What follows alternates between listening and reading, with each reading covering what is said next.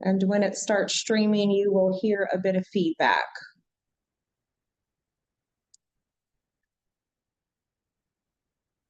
Almost there. Okay, we are there. So good morning, everybody. Welcome to the 2025 evaluation meeting for the Boating Facilities Program. I'm Karen Edwards with the Washington State Recreation and Conservation Office, and I will be your moderating today's meeting. With me is a team of volunteers who are serving as evaluators for this grant program, where local agencies yesterday and state agencies today are requesting funds to develop and enhance recreational motorized boating in Washington State. These volunteers will score and rank project proposals from state agencies today, and the preliminary ranked list will be made available to the Recreation and Conservation Funding Board in April, with a request for their approval in anticipation of potential funding. To learn more about the Recreation and Conservation Office and grants available for recreation in Washington State, please visit our website at www.rco.wa.gov.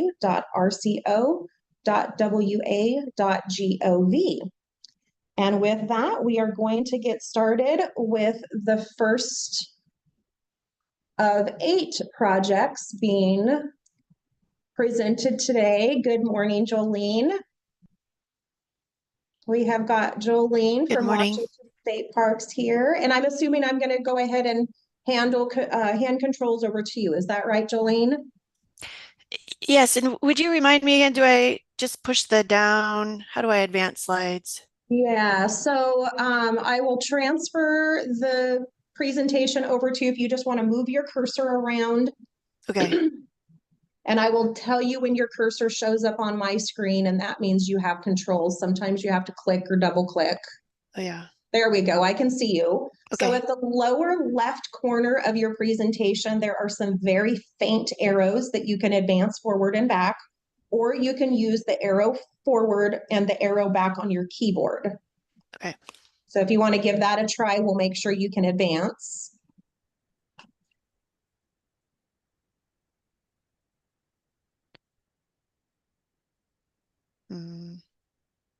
So try the lower left corner of the screen. Oh, I see. And go all the way to the left right there. So there's an arrow forward and there's also an arrow back. So maybe give that a try.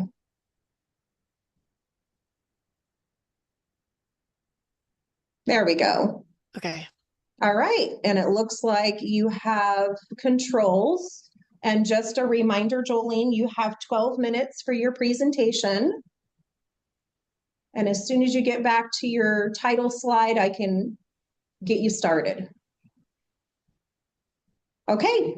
All right. So you have 12 minutes. I'm going to hand it over to you and good luck. Okay. Thank you.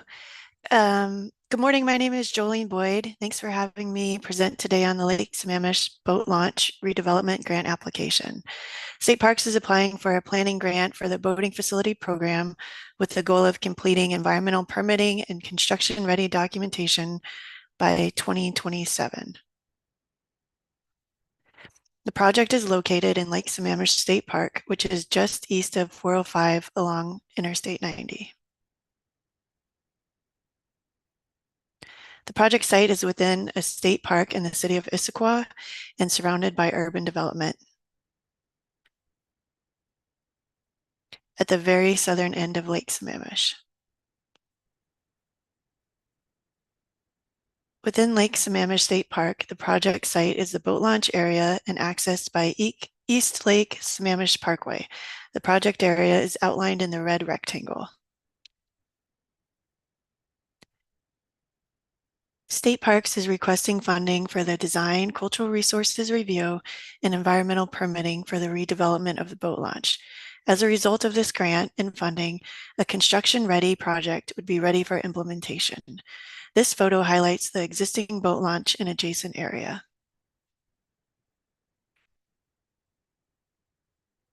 Question 1, project need. The existing boat launch was originally built in the 1970s with some improvements over the years. Over the next few slides, I'll discuss why the project is needed. But first, I want to highlight This is the only public boat launch facility on Lake Sammamish. As such, during the summer and busy use season, long lines back up onto East Lake Sammamish Parkway, as shown in the picture on the left. This congestion is partially due to a single lane entrance. In addition, as you can see on the photo to the right, passenger cars are mixed with trailering boats, further compounding the issue. Oftentimes, these passenger cars are also boaters meeting friends or families trailering boats.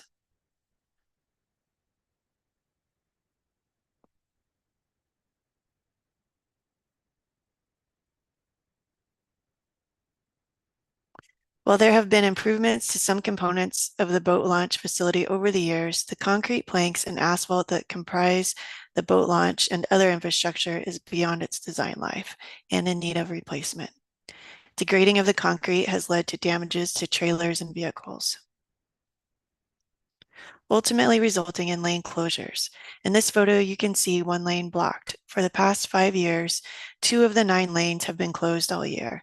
In 2024, a third lane was closed for 9 months, which has a huge impact. It is estimated that approximately 50,000 vehicles use this boat launch per year.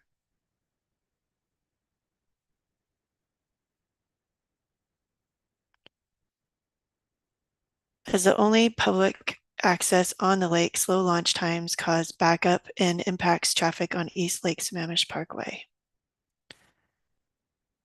Current infrastructure and placement of stormwater retention areas make the launch approach unnecessarily difficult to navigate, also leading to longer wait times. I want to draw your attention to the lower right of the large picture on this slide. This is a stormwater retention area located directly in front of the path for launching. This makes driving inconvenient and hazardous with limited sight distances. The design doesn't lend itself to launching and retrieving easily. On top of infrastructure falling apart, issues with design make it difficult to use. Question 2, site suitability. Lake Sammamish is the 3rd most visited state park in Washington. Since the 70s, it has been a popular spot for boaters and specifically boaters with trailers accessing the lake. Beyond its accessibility and popularity, the project site is well suited for boating. The project location, including the launch, parking, and circulation, is approximately 12 acres. It is located within a 512-acre state park. The majority of the park's topography, including the boat launch, is flat to the west of East Lake Sammamish Parkway. The area surrounding and adjacent to the boat launch is used for picnicking, hiking, boating, nature viewing, and fishing. Question 5, planning success. State parks will use design elements that have been successful in other high-use launches and make efficiency improvements for traffic management.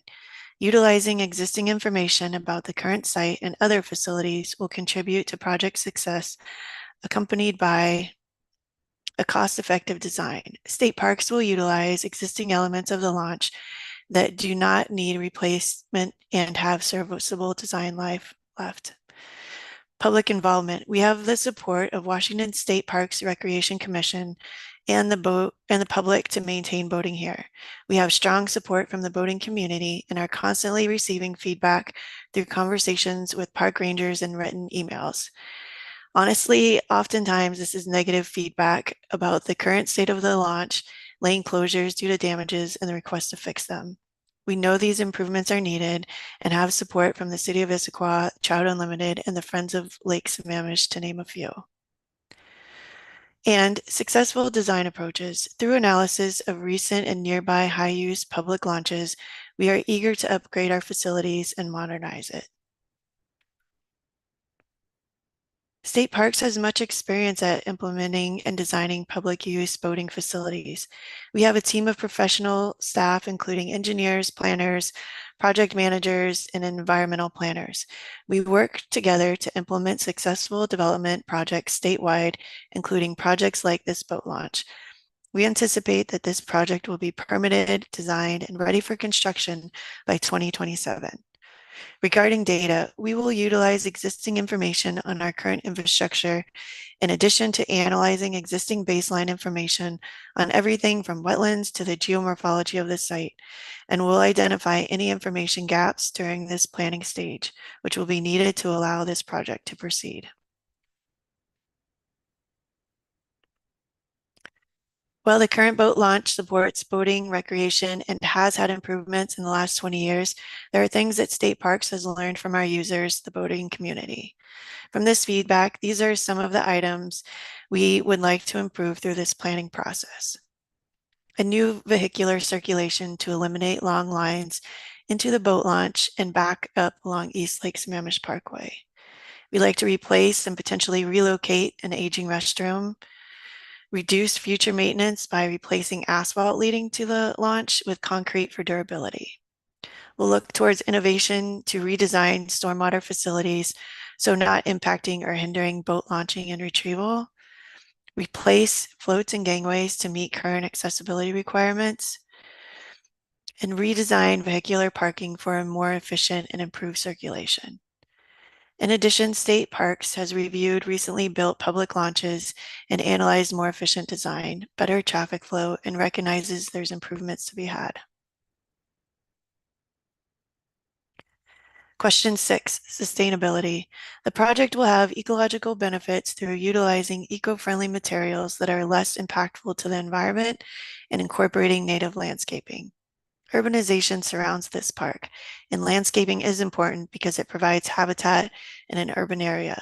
The stormwater retention will also support native scaping. Located within a city and in close proximity to Seattle, having improved facilities and access to this boat launch will allow for continued and increased access for conservation and community education. In addition, as part of the design, accessibility will be improved and meet today's standards. These pictures are from the Kokanee release event that occurred this past October. Economic benefits of the project will include utilizing components of the boat launch that are in good condition, as well as designing a facility within the current footprint. Question 7, cost benefit. The estimated cost for the planning and permitting of the redevelopment of the boat launch is based on previous and recent experience with designing and constructing boat launches. State Parks manages 51 boat launches across the state and is familiar with the scope and experience in carrying out this planning and permitting effort. The benefits of this project are many. As the only boat launch for Lake Sammamish within this highly urban area, the benefits of the project exceed the cost. More than public use, the boat launch is utilized by conservation groups and tribes for research to restore salmon and kokanee populations. Question 8, boats on trailers. The facility is predominantly used and serves boats on trailers, whether fishing boats, recreation boats, or jet skis. As the only public launch on Lake Sammamish, providing 50,000 launches a year, this boat launch really is critical for boats on trailers accessing Lake Sammamish. It is estimated that there are approximately 115 to 130 parking spots for trailers. With this grant, State Parks intends to increase parking efficiency and number of spaces. Question 9, boating experience. Lake Sammamish has been a popular destination for boating since the 70s. As a result of this project, the boating experience will be enhanced through increased efficiency in accessing the boat launches and more efficient parking. Finally, question 10, readiness. State Parks is ready to implement a planning grant to develop construction-ready plans and secure permits needed to start construction. We have experience designing, developing, and implementing boating facility program grants and projects. We will continue to build on that expertise given the opportunity. Thank you for your time today and consideration of this grant proposal and project. Please let me know if you have any questions. Thank you so much, Jolene. All right, any questions for Jolene?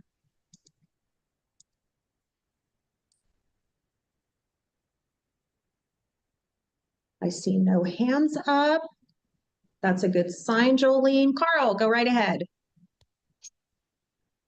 Oh, A question is like not really a question. It's just I really like the old school picture of the 1970s boats there. That was good. But very, very nice presentation. Thank you. Thank you so much, Carl. All right. Last call for questions for Jolene on this project. I am seeing none. All right, nicely done, Jolene. Thank you so much. Thank you. All right, next up we have Eric. Hello, Eric. Thank you for jumping on a little bit early. We'll go ahead and get your presentation started here. Sounds good. Can you hear me? I sure can. Thank Awesome. you. All right, this is the 25-mile project. And Eric, I'm going to go ahead and hand controls over to you. Let me find you here. Okay, you should have them now.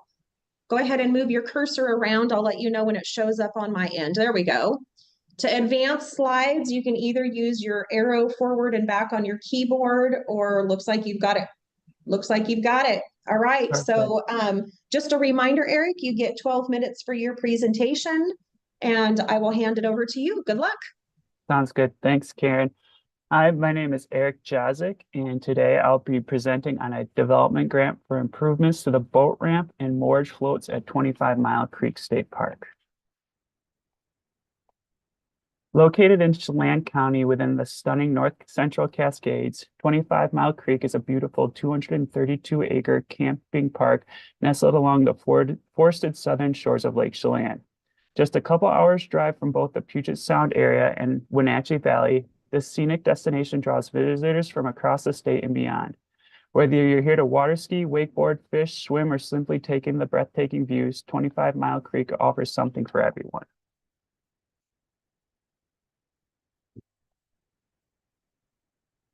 The park offers a full range of amenities, including camping, picnicking, hiking, and a variety of water-based activities, with motorized boating being a key attraction on Lake Chelan. It features moorage for both long and short-term stays, a convenient boat launch, and a fueling station.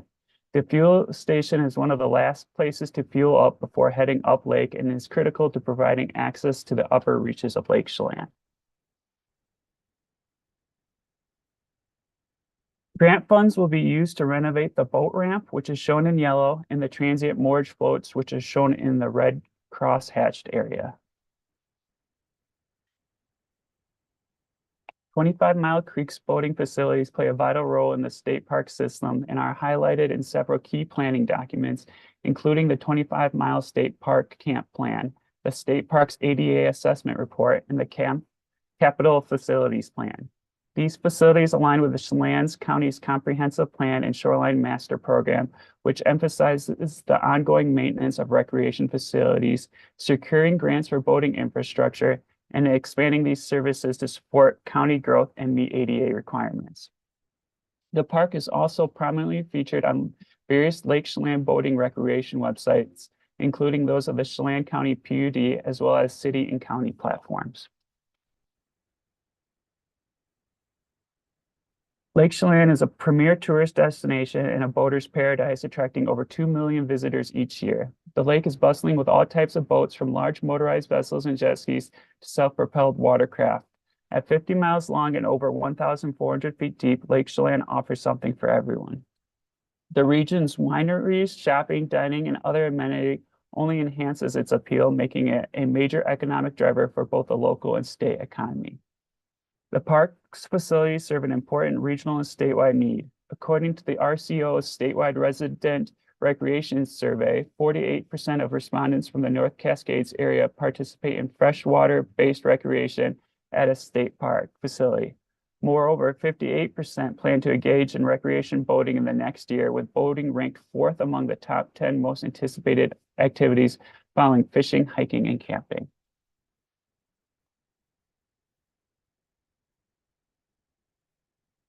Twenty-five-Mile Creek Marina is one of the several busy boat ramps serving the Lake Chelan area. During the summer season, it is the last up-lake marina accessible by paved public roads. Most sites, including those at 25 Mile Creek, are full on the weekends. One of the bigger challenges the area faces is boat trailer parking, especially near launches closer to Chelan, where the high demand has led to illegal parking at schools, along roads, and in business driveways. At 25 Mile Creek, however, we have extra capacity. Our staff effectively manage parking, ensuring proper regulation of where and how trailers are parked. When both the lower and upper parking areas fill, we use an overflow gravel lot to accommodate the demand. In 2020, 84,000 day use and overnight visitors came to 25 Mile Creek State Park. In a survey conducted from May 2019 through January 2021, nearly 50% of the overnight visitors participated in boating, according to the data collected from our reservation system. This is much higher than the statewide average, which is only 15%.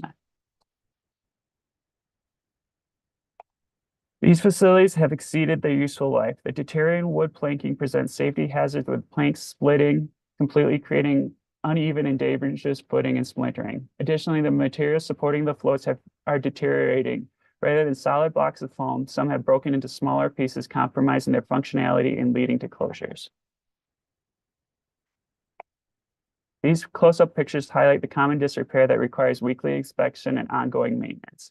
Staff often spends 2 to 4 hours each week performing inspections and making temporary repairs, but depending on the situation, they could easily spend a full day or more. It is a multi-pronged issue. There simply isn't enough staff time to properly maintain these facilities. When closures occur, additional staff may be needed, requiring overtime or specialized skills. While larger rehab projects take place during the off-season, the current state of disrepair means that fixes often don't hold up or prove unsuccessful once the busy boating season begins. These problems are occurring at both the moorage facility and the boat ramp. Due to the current condition of the boarding float and the age, it currently does not meet the standards for accessibility. Site suitability. 25 Mile Creek is an ideal location for state park with boating facilities. It sits right on the lake, serving as the last up-lake launch and fueling stop, making it a key spot for trailable boats, which account for the largest number of the motorized boaters. As I mentioned earlier, there are a few motorized boating facilities on the 50-mile-long lake, and much of the shoreline is either already developed or in areas that can't be developed. This makes the likelihood of new boating facilities very low. What sets this site apart is an incredible diversity of natural and developed features, all within a short distance. The necessary infrastructure and supporting facilities are already in place, and while improvements are needed, upgrading what exists is far more cost-effective than building new facilities from the ground up.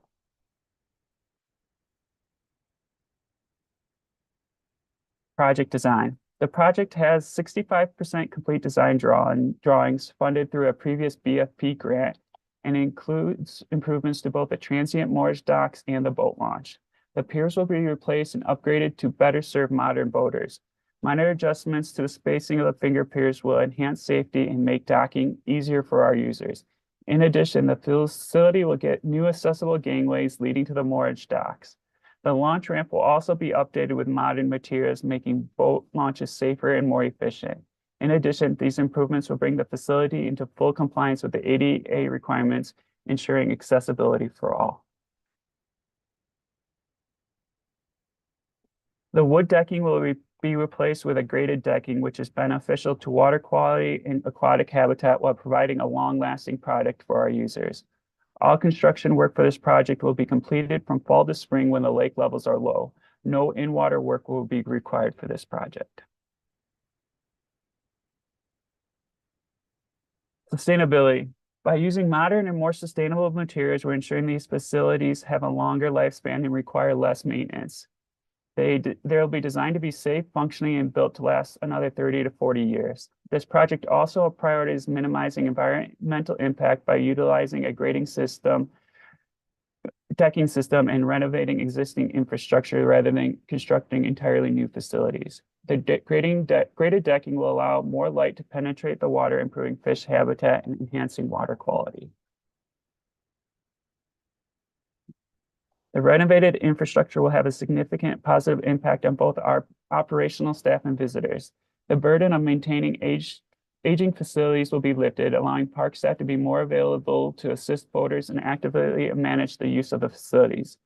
Visitors in turn will benefit from a reliable, fully functional facility that they can count on. Lake Chelan is in a place where lasting memories are created. These improvements will not only enhance water recreation for the local community, but also support social water-based activities, whether for families enjoying a day out on the lake or for larger events hosted on the water. Ensuring these facilities are fully functional will minimize risk of failure or closure will have lasting economic benefits. In the legislative district, boating generates an annual economic impact of $321.4 million. The economic ripple effect is significant, extending beyond the boating itself to include purchases made before, during, and after trips, benefiting not just the local economy, but also the regional and state economy. The project will enhance publicly accessible water recreation resources conveniently located near a major metropolitan area, further boosting its economic and recreational value. The only cost of this project is fiscal. There will be no negative impacts on the environment or public use. In fact, the benefits are numerous. Once the project is completed, staff will be relieved from weekly and sometimes daily inspections and maintenance required to keep the moorage, floats, and boat launch safe and operationally. Additionally, the project will bring the facility into full compliance with the Endangered Species Act and the American with Disabilities Act. It will ensure better accessibility, improve the overall visitor experience, and enhance the use of the facility.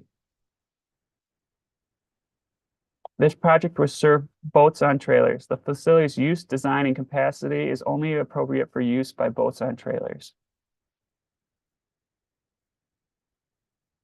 Boating experience. There are over 200,000 registered boats on in the Washington state, according to the Department of Licensing. Of these, more than 73% are under 28 feet, with over 50% falling between 16 and 26 feet. The primary users of moorage and boat ramps facilities at 25 Mile Creek State Park. This project will benefit boaters, the environment, and the general public. Boaters will have access to safer, more reliable facilities with improved predictability regarding capacity at the site. Furthermore, the facilities provide access to high-quality natural resources, offering recreation amenities in one of Washington's most beautiful settings. Readiness. The project design is currently at 65% complete. We have started the permitting process and expect the design to be complete in the spring of 2026. Bidding will occur in the summer of 2026, with the construction starting the fall of 2026 and being fully complete by the spring of 2027. We are well positioned to use the development funding from this grant quickly. And with that, are there any questions? Thank you so much, Eric. Any questions for Eric on this project? Go ahead, Aaron. Okay, yeah, hey, thanks, Eric. Hey, I have a Yeah. question for you. It's related, possibly not related, I don't know, but do you guys Sure. still have that really nice portable waste station there? I don't know. I could ask our operational staff. I'm not sure if that's there still. Yeah, okay, I was just curious. It's not related to what you're doing now, but I was just wondering about that. Sure. Thanks. And just a quick point of clarification on this project, when it came through a technical review, there was a fishing pier that was included in the scope as well. And that fishing pier has been removed from the scope of this project, but I will mention that if you look at the project description in the review and evaluation module, it says that it's still in the scope of the project. And we'll work with State Parks to ensure that that description is updated. So just didn't want to have any confusion about that fishing pier. It has been removed from the scope of this project. Thanks, Karen, for that Yeah. clarification. You bet. You bet. Any other questions for Eric on this project? All right, I am seeing none. And Eric, it looks like you have the next project, Sacagawea, as well. I do. You guys are stuck with me for this one and one more after this. Great, wonderful. All right, so let me give controls over to you, Eric. You should have them now. Okay. All right, I see your cursor.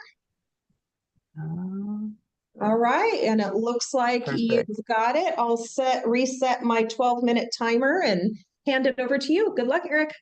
Perfect. Thanks, Karen. So this presentation is for the BFP development grant for moorage, parking, and flow improvements at Sacagawea State Park. Situated in the Tri-Cities area, Sacagawea Historic State Park spans 267 acres and is located at the confluence of the Snake and Columbia Rivers. Its convenient location makes it easily accessible for locals while also drawing boaters from across the state. This is a zoomed-in aerial view highlighting the park's close proximity to the cities of Pasco and Kennewick. This is a more detailed aerial view, shows the park boundaries outlined in pink. The project includes moorage and parking lot improvements located in the boat basin area highlighted in orange. Additionally, the project will replace 3 river floats on the Snake River outlined in blue.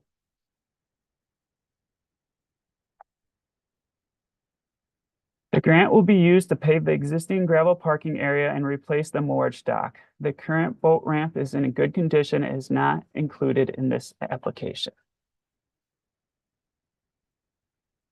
It will also fund the replacement of the 3 river floats located along the Snake River. There's a clear need for improved water recreation facilities in this area. Both Franklin and Benton counties have experienced growth surpassing the state average. The 2023 Recreation and Conservation Plan underscores the importance of enhancing boating infrastructure, noting that 44% of Washington residents participate in motorized boating, with 50% using state parks as their access point for water recreation. The plan also highlights the high priority of maintaining existing recreation resources, with over 97% of respondents identifying this as a critical issue for the next 3 to 5 years. Most of the land at Sacagawea State Park is owned by the U.S. Army Corps of Engineers, with state parks managing it through the lease agreement that runs through 2041. The park boasts 9,100 feet of freshwater shoreline and offers a variety of amenities beyond the boating facilities, including an interpretive center, hiking trails, and picnic areas. There is 1 water trail campsite accessible from the river. Day use visitors arrive by car and boat, often pulling up to use the restroom, visit the interpretive center, and enjoy other park amenities. This grant will be used to pave and stripe the parking area, reducing the need for ongoing maintenance and enhancing the visitor experience. Currently, the lot requires periodic grading and gravel replacement. As you may know, this area frequently is subjected to strong winds, leading to blowing dust and debris, which presents a recurring challenge at this location. Paving and striping the parking lot area will increase both vehicle and trailer capacity, eliminate parking on adjacent dirt and grass, and provide designated ADA parking spaces with protected areas to the restroom. The access road leading to the parking lot is paved but stops short of the parking lot entrance. The grant will also fund the replacement of the moorage dock, which is currently out of compliance with federal regulations, including the Endangered Species Act and the American with Disabilities Act. The dock is over 30 years old and has reached the end of its useful life. The abutment and stationary pier are suffering from metal fatigue and lack the necessary structural integrity. Additionally, the narrow gravel surface of the approach is nearly impossible for wheelchairs or other mobility devices to navigate, and can be hazardous for anyone, especially those wearing sandals or carrying heavy loads. The dock is 96 feet long and 12 feet wide, serving motorized boaters. Visitors primarily come here for fishing and water sports, using the moorage dock to load and unload, as well as access other park facilities, including restrooms, picnic areas, and the interpretive center. The gangway connecting the dock and float is of metal and is in relatively good condition, but the rest of the facility is made with treated wood. Over time, the wood has deteriorated, creating an uneven surface, splintering, and requiring frequent place replacements. Additionally, the degradation of the wood is impacting water quality. The poor condition of these facilities was highlighted during a previous incident when record mile-per-hour winds caused the moorage pins holding the gangway to shear off. Staff had to strap the gangway in place to prevent the dock from floating away.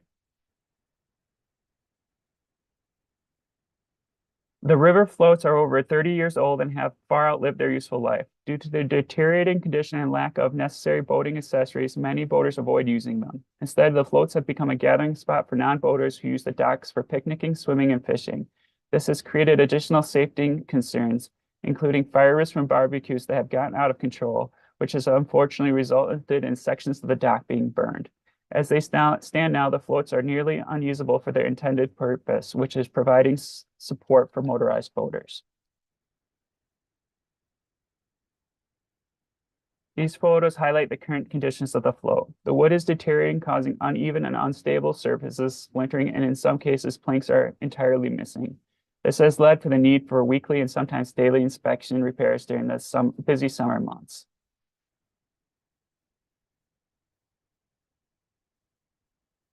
The pilings of the river floats appear to be in good condition. However, in the current design, the wood rubs against the metal pilings when there is wave action, which accelerates the deterioration of the decking.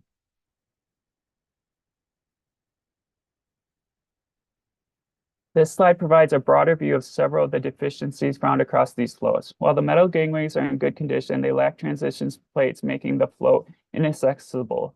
Additionally, the floats are missing tie-up cleats and some have bolts missing for tie-downs, and at least one lacks guardrails for safe access. These issues, combined with a lack of compliance with ADA and the Endangered Species Act regulations, highlights the urgent need for improvements. The site benefits from incredible natural amenities, including the confluence of two rivers, which provides ample open water for boating, excellent fishing for salmon and steelhead, and attracts a variety of bird species. This makes it a popular destination, especially during the busy summer season. The park hosts 10 to 12 large community events annually, including Heritage Days, the Blues Festival, and various weddings and private events. The park is well established and unaffected by surrounding land uses. It is conveniently accessible to the Tri-City locals and visitors from farther away with easy access via State Highway 12. The site is also suitable as it is, replacing existing infrastructure instead of developing new, and has all the supporting facilities such as restrooms that are important to boaters. The project is currently in the early design phases and is funded by a previously awarded BFP design and planning grant. The focus of this project is to replace the three river floats with new high-quality materials that will ensure a long lifespan and low operational maintenance. The new floats will meet ADA accessibility standards, providing equal access for users of all abilities. Additionally, the decking will feature a graded design allowing for better light penetration, which in turn enhances fish habitat and water quality. The design will be developed to promote the use of boating and reduce the use by the non-boating community. Signs will be placed during the river float, designating the river floats for motorized boating use only, and no fishing will be allowed. The moorage float in the boat basin will feature a design similar to the river floats, incorporating a graded deck system to support fishing habitat and to improve water quality. Additionally, a new accessible route will be created to ensure safe and easy access on and off the gangway for all users.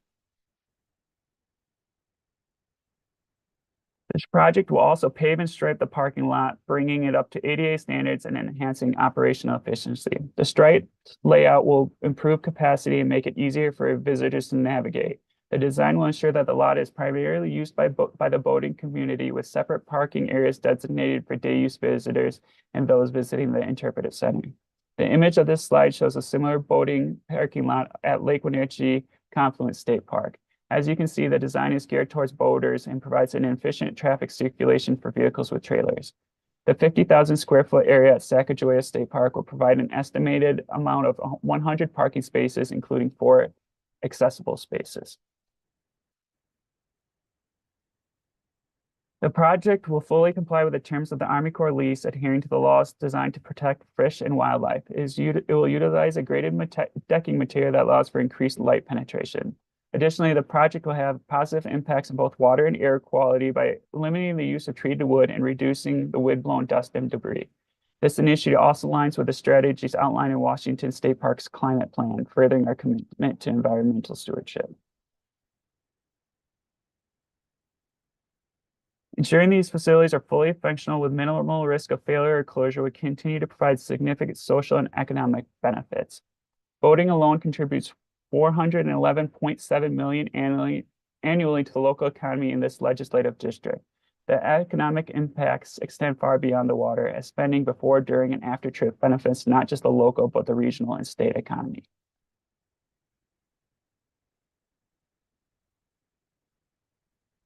The only cost associated with this project is fiscal, but the benefits are substantial. This improvement will enhance the experience for boaters, protect the environment, and serve the public good. The end result will be safe, functional facilities that do not harm the environment. Taxpayers in the general public will indirectly benefit from increased efficiency in state parks operations, as multiple improvements will be made simultaneously, minimizing closure and optimizing staff resources. By streamlining the permitting process, regulatory agents will find it easier to review and approve the project, since the same information will be used for multiple submittals.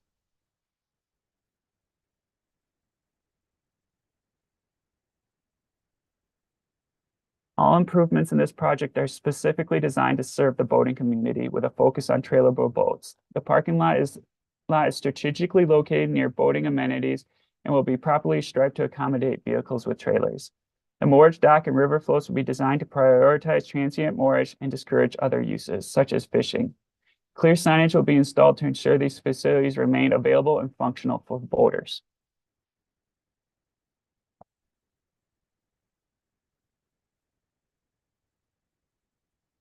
As shown on this map from the Tri-Cities Visitor Center website, the Tri-City areas offers plenty of boating facilities. However, the demand for water-based recreation continues to grow, driven by both population increase statewide and within this region. With 300 sun-filled days, water recreation is a year-round activity in the Tri-Cities. These facilities are enjoyed by both locals and visitors, and the proposed improvements will significantly enhance this experience.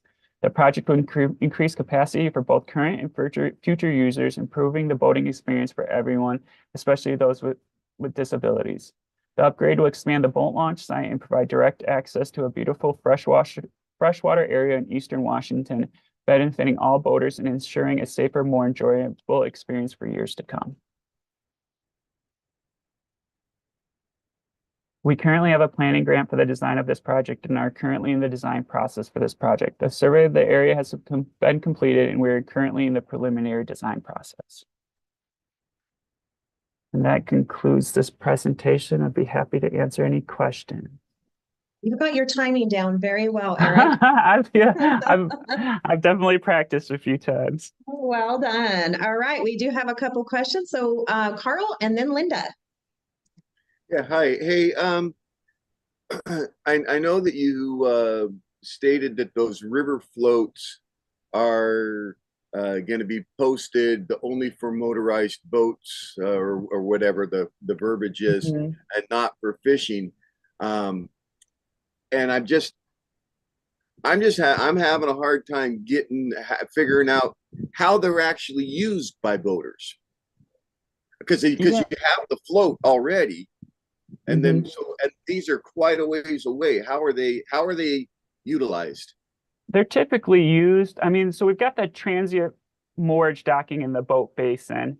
And those are the ones in the boat basin are more used for people unloading and loading their boats. They stop there while they wait for the boat ramp to clear up. The ones in the river are more used for people just stopping in to use the restroom, or whether they're visiting the interpretive center, visiting the amenities of the park, such as picnicking or the restrooms or the interpretive center. Does that help clarify?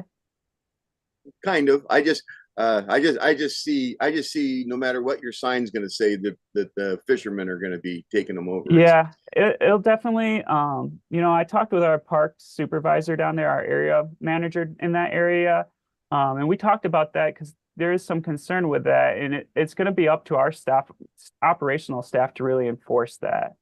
I mean, there is a lot of great shoreline fishing opportunities there that they don't necessarily need to use those river floats to fish. So yeah, it would definitely be an operational requirement of our staff to make sure that those are free and open for boaters. Thank you. Yeah. Thank you, Carl. Linda, and then Lowell. I just got connected again. The wind's blowing here and I keep getting disconnected. Sorry about that. I had a couple questions on this. So your design, essentially, exactly how early in the phase is it? Do you really have a phase? Because you said your costs are based on similar projects the state has done. What similar project are you basing everything on? So I mean, we have a lot of similar projects. I mean, even we have a new it's a fishing pier, but it's similar in design up at Pearrygin that we're working on with the graded deck and the gangways. So we have a lot of river float and gangway and moorage dock experience. So our marine crew that specializes in that worked on our cost estimate. Okay, and so you have no real design for your parking lot yet? No, not yet. Yeah, it's all Okay. we're very early in on this process. We had a few delays because this What were project is those delays? well, so this project was actually the combination of two earlier BFP grants. Right, There's two separate grants, and we ended up combining these into one larger project. So that the process just to combine those two did create a significant delay. I mean, it took almost a full year to combine the two grants into one. Um, so yeah, we are a little behind on this one. We don't have a ton of planning done yet, but we are in the process of the design, and we are moving forward with that. and your lease expires in 2041. Do you have an extension for the 25-year requirement? Yeah, that there's no concern of this park not having an extension for the lease. But it's not in place yet? I'd have to talk to our operational staff. I don't necessarily deal with our leases. It would be more of our lands staff. Okay. And Linda, and the control and tenure requirement is an eligibility, not part of the criteria, but part of eligibility that will ensure prior to putting a project under agreement. Okay. So how soon do you expect to have like 60% of a design done on this? Probably this summer. All right, that's the only question I have. Thank you. Yeah, thanks, Linda. Thank you so much, Linda. Lowell, go right ahead. Yeah, hi. Lowell Dixon, Hey. Department of Natural Resources. I have a couple different questions for you. One Sure. is, I know there are some nearby boat launches that are very busy. I'm wondering if you know how many people or how many vessels launch here, how they choose to launch here versus like over at the Hood County Park or whatever it is across the way. So that's one question, just how many launches you have, if you have an estimate. And then I also was wondering about the depth of the boat basin and whether that was filling in or appropriately, deep enough. Yeah, thanks for those questions. So as far as the launch, I don't have an estimated number, but I do know that parking lot is full most weekends, and we have problems with people just kind of parking everywhere. Granted, it's not striped or designed for trailable parking yet. So people don't necessarily always park well without our operational staff managing it. So having a striped paved parking lot will help a lot with capacity. As far as the boat basin itself goes, I don't have an exact depth. I do know it's not suitable for larger boats. It is more suitable for the boats that this grant is specifically targeted for. And there is no need or desire to dredge at this time. Okay. Yeah, thanks. Yep. Thank you so much, Lowell. Any other questions for Eric on this project?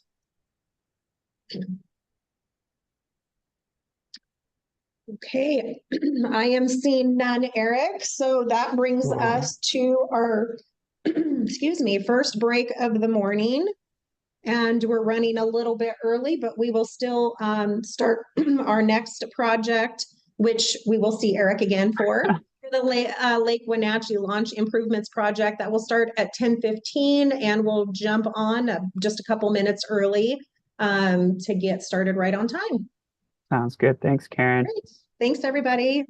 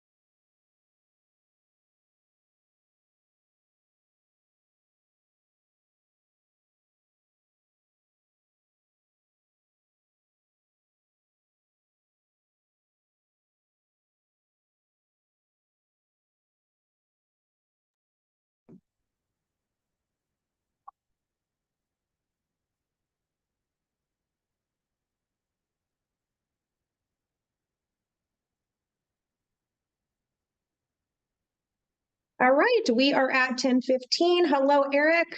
Hey, Welcome back. thank you.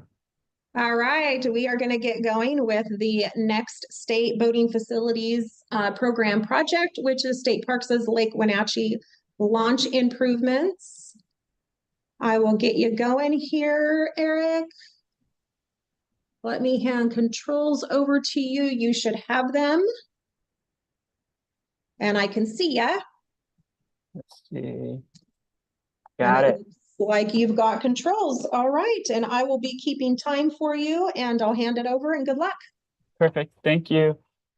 So this presentation is a proposal for a BFP development grant for the boat launch improvements at Lake Wenatchee State Park. Lake Wenatchee State Park is nestled along the shores of Lake Wenatchee and is truly one of Washington's crown jewels, attracting over 350,000 visitors annually. The scenic park is a hub for a variety of recreational activities, making it a favorite destination for outdoor enthusiasts. The park is home to the only improved boat launch on the lake, making boating one of the primary attractions here. Visitors flock to the lake to enjoy water skiing, wakeboarding, and to fish for the lake's prized sockeye salmon. Found in Chelan County within the north central Cascades, Lake Wenatchee spans approximately 2,400 acres. It's a scenic 1.5-hour drive from the Puget Sound area and only about a 1 hour from the Wenatchee Valley. Located just 5 minutes off Highway 2, one of the 3 major pass routes connecting the Puget Sound and to eastern Washington, the park offers easy access to the lake, making it a popular destination for visitors from across the state.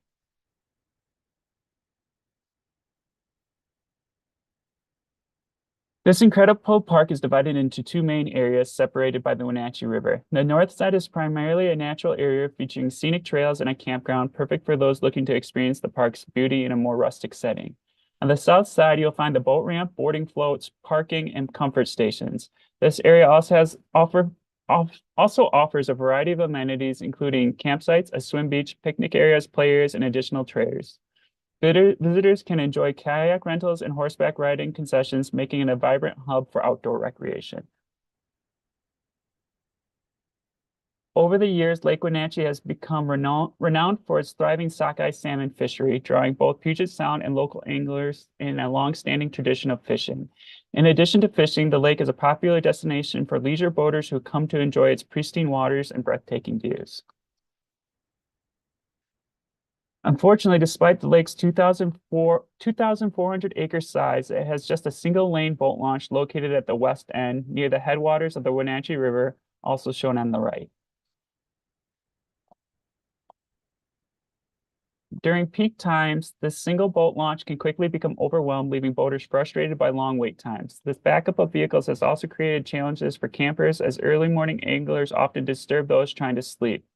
To address this, park staff has implemented a temporary sign reminding anglers to shut off engines while waiting in line to help reduce the disruption. In the afternoon, another frustrating lineup forms as boaters try to retrieve their boats. Campers returning from day trips are caught in the mix as well, forced to wait in the stacking line until it clears enough for them to access the campground loop, which is located off the main boat launch access. This photo illustrates this afternoon backup, with one frustrated camper attempting to unsafely navigate around the long wait to reach the camp loop access. Parking is another challenge. Currently, there are 2 small parking lots located right next to the boat launch. However, during moderate to heavy use, these spots fill up quickly, forcing boaters to use a third unimproved parking lot known as the overflow lot. The overflow lot is gravel and lacks proper striping, which means park staff manage the parking area to ensure orderly parking. This takes them away from their usual park operational responsibilities. When this overflow lot is in use, it can accommodate several trucks and trailers, provided that users park efficiently. However, because the lot is neither paved nor striped, many users struggle to park properly on their own, often requiring staff assistance. The photo on the right shows the lot with staff assistance, while the photo on the left illustrates how people park without staff guidance, despite the signage we've placed. As a result of limited boat access and inadequate parking, the facilities quickly become overwhelmed. In some cases, potential boaters arrived at the lake only to turn around and leave, opting to avoid the chaos at the launch and parking areas. Conversely, many boaters are forced to pull their boats up on shore while waiting for the takeout line to move. Currently, pedestrians heading to the nearest restroom located here must walk down the vehicle access road, which creates potential conflicts between vehicles and pedestrians near the launch area. The need for improvement is clear, and the survey conducted by Fish and Wildlife further supports this. In August of 2012, WDFW interviewed 178 boaters from 11 counties and one other state while using the current Lake Wenatchee launch.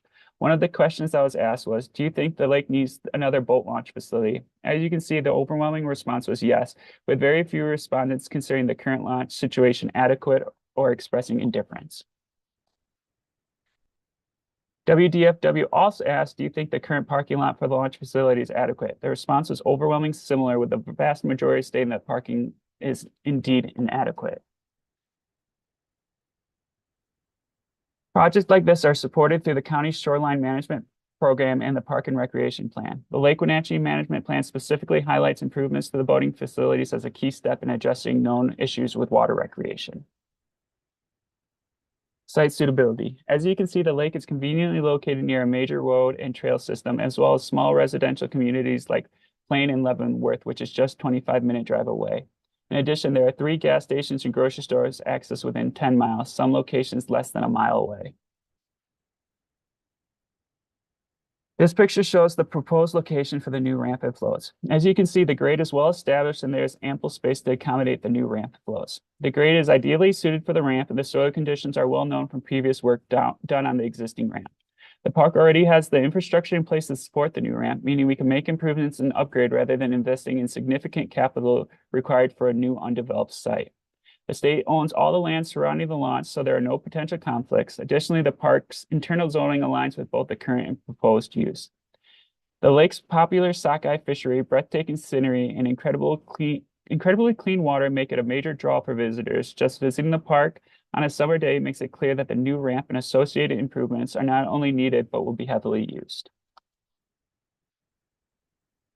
The graphic above illustrates the current infrastructure at the park. At present, there are only 2 small parking lots for boaters, which are shared with day-use visitors. When these lots filled up, the overflow parking area is used. There are also 4 boat trailer parking spaces at the launch ramp itself, one of which is accessible. The project is funded through the planning project is previously funded through a BFP grant, with improvements focused on 3 key components to enhance the boating experience: an additional launch ramp at the existing facility, an accessible pedestrian pathway, and a formalized parking lot for boaters.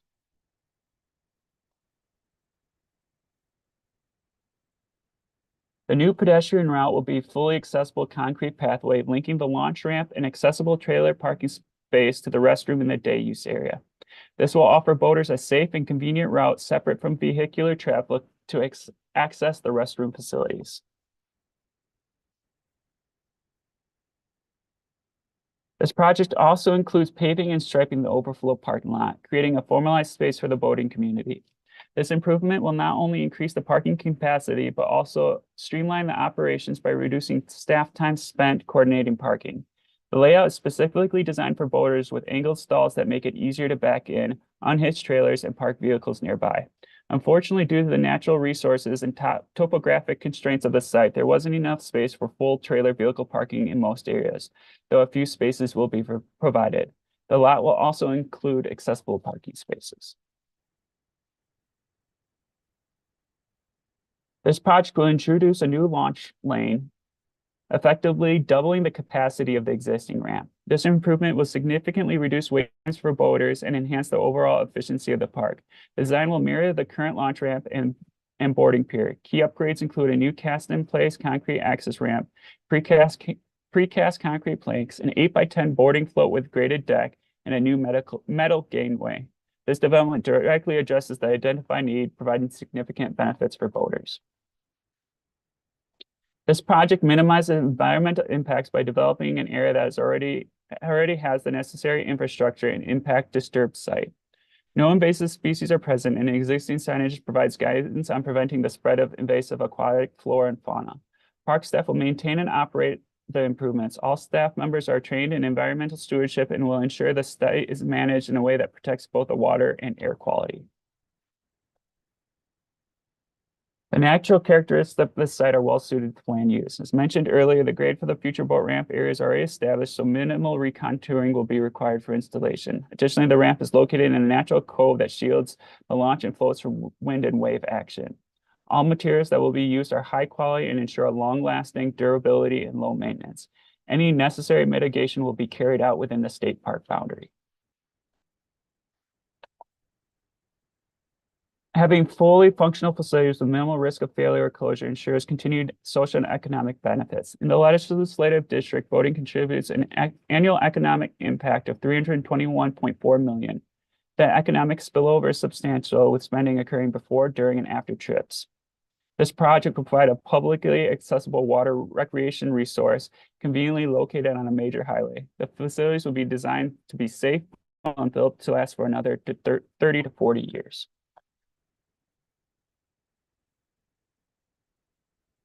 The benefits of this project far outweigh its costs, which are fiscal. The advantages are numerous. It reduces the burden on staff and operations. It enhances the boating experience by allowing boaters to launch and retrieve their boats more efficiently. It provides ADA access to restroom facilities. It increases parking efficiency and capacity. And finally, by installing the ramp in an already disturbed area, it helps preserve the pristine shoreline along the lake. The improvement in this project are entirely focused on enhancing the boating experience, specifically for trailered boats. The parking, pedestrian paths, and boat launch are all designed with boat visitors in mind and improving their overall experience. In addition to excellent fishing opportunities and activities like water skiing, kayaking, the 2,400 acre lake offers boaters access to stunning wildlife and scenic views. While the lake has much to offer, a quality boating experience begins at the ramp. As mentioned earlier, there's been numerous comments and complaints regarding the single boat launch at Lake Wenatchee and the efficiency it causes during busier periods.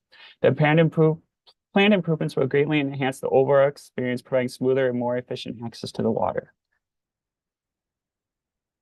The current project is 75% complete, with full design completion expected by June of 2025. If the development grant is approved, we anticipate starting in-water work in July of 2026, with completion by August of 2026. On all land-based improvements will continue after Labor Day and will be finished in time for the next season use in the spring. And with that, are there any questions?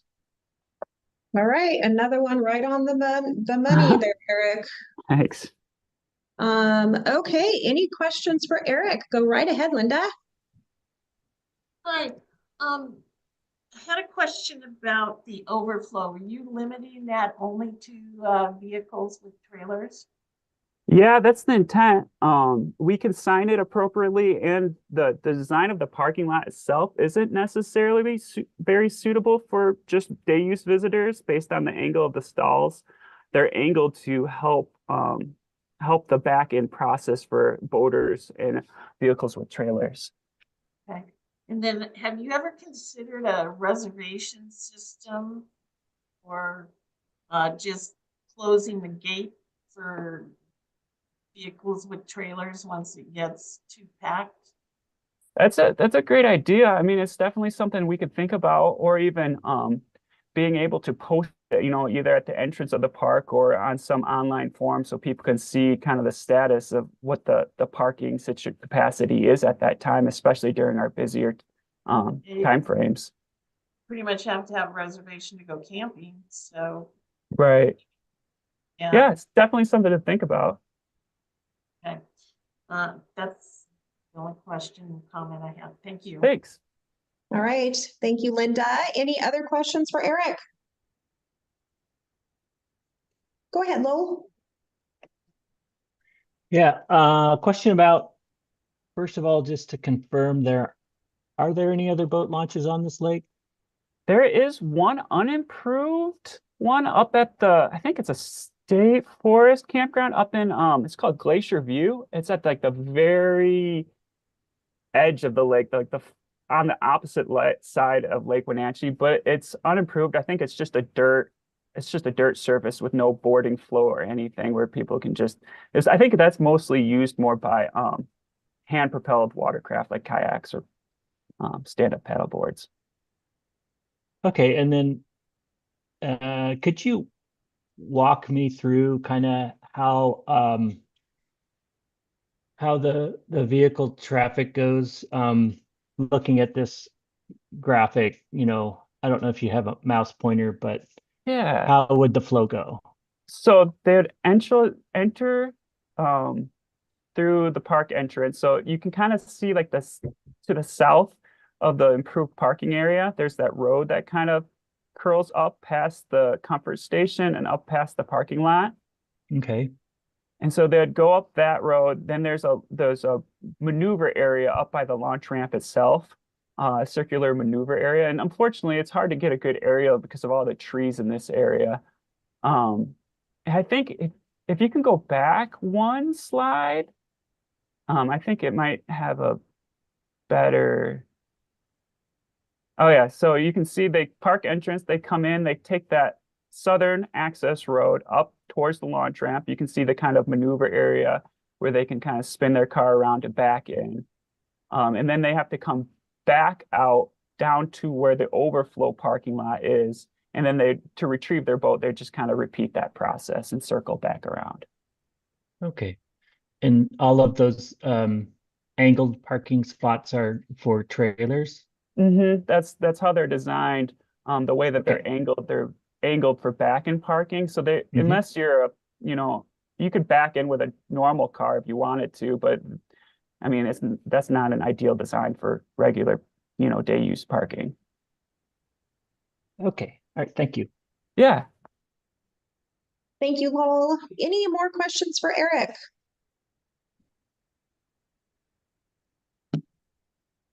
All right, seeing none.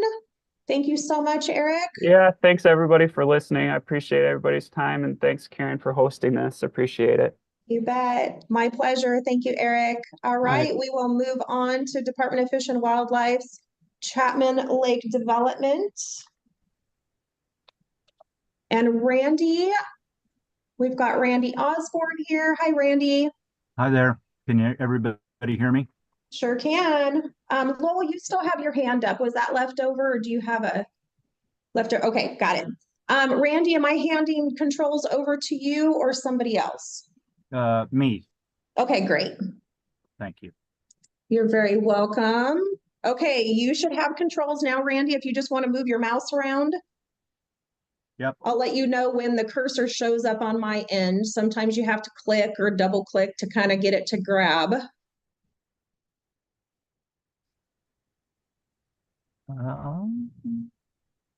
Okay. Sometimes it takes a little bit. Just keep moving your cursor around. It'll show up on my screen when you've got it. I've got a cursor. On your screen? Yeah, I just need for it to pop up on my screen. So if you just kind of keep moving that around, you might have to hit your mouse button.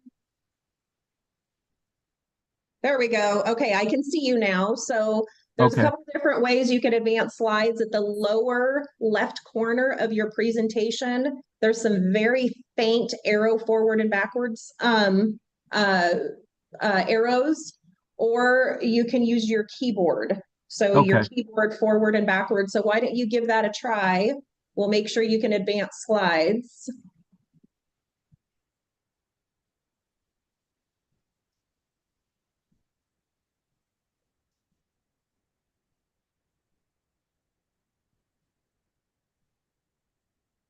Are you trying to use your keyboard? Yeah. I would prefer to use that.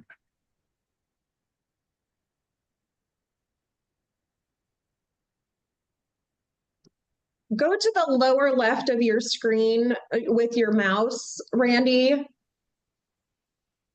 Lower left corner, probably going to still be in the green. Other side. If you hover your cursor over in the lower left, go to the right a little bit onto the green. Yeah, the problem I'm seeing is I've got that banner with other programs open across the bottom of my screen. So whenever I hover down there, it just shows other things that I have open on my computer. Okay. I can't see the lower. So go back over onto your presentation, Randy, and click your mouse. And try moving it with your keyboard now. There you go. Right on. Okay. All right. It looks like you have control. And just a reminder, you have 12 minutes. I will keep track of your time for you. And I'll hand it over. And good luck, Randy. Okay, thank you. I'm Randy Osborne with WDFW, and I'll be presenting the Chapman Lake Access Development Project. This proposal is for the creation of a brand new boat launch site, toilet, parking, and access road. This project is a continuation of BFP projects 14-2333 and 16-2313 for acquisition and design of the Chapman Lake property. I will now cover location. Chapman Lake is a 128-acre lake located in South Spokane County. It's located about 30 minutes from Spokane, Washington's second largest city.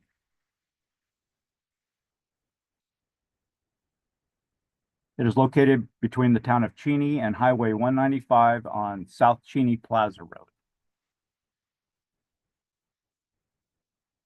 WDFW secured the property from DNR in 2023 via the state's Trust Land Transfer Program. RCO funded the planning and design for this project. The project site is located on the south end of the lake. I will now cover need. This project falls under WDFW's mission statement, which is to preserve, protect, and perpetuate fish, wildlife, and ecosystems while providing sustainable fish and wildlife recreational and commercial opportunities. To achieve this mission, WDFW's strategic plan specifically states that the department will provide sustainable fishing, hunting, and other wildlife-related recreational experiences, promote a healthy economy, and maintain an overall high quality of life.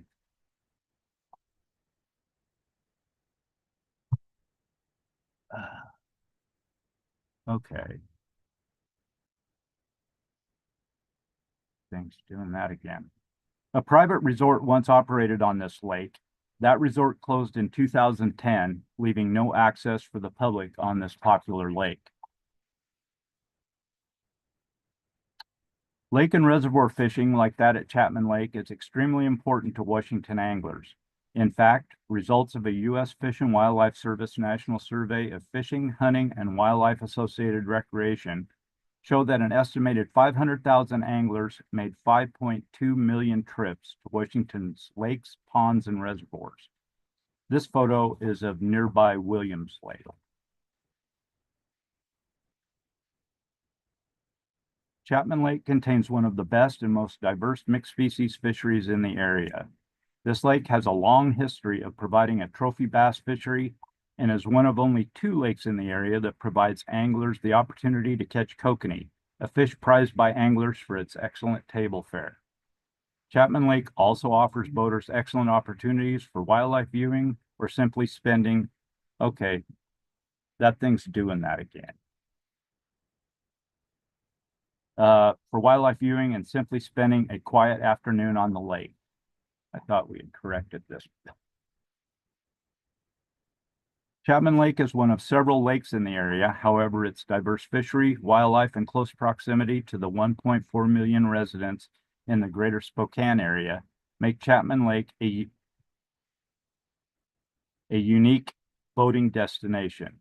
WDFW has received numerous requests from the public to reopen a public site at Chapman Lake and has received hundreds of letters of support.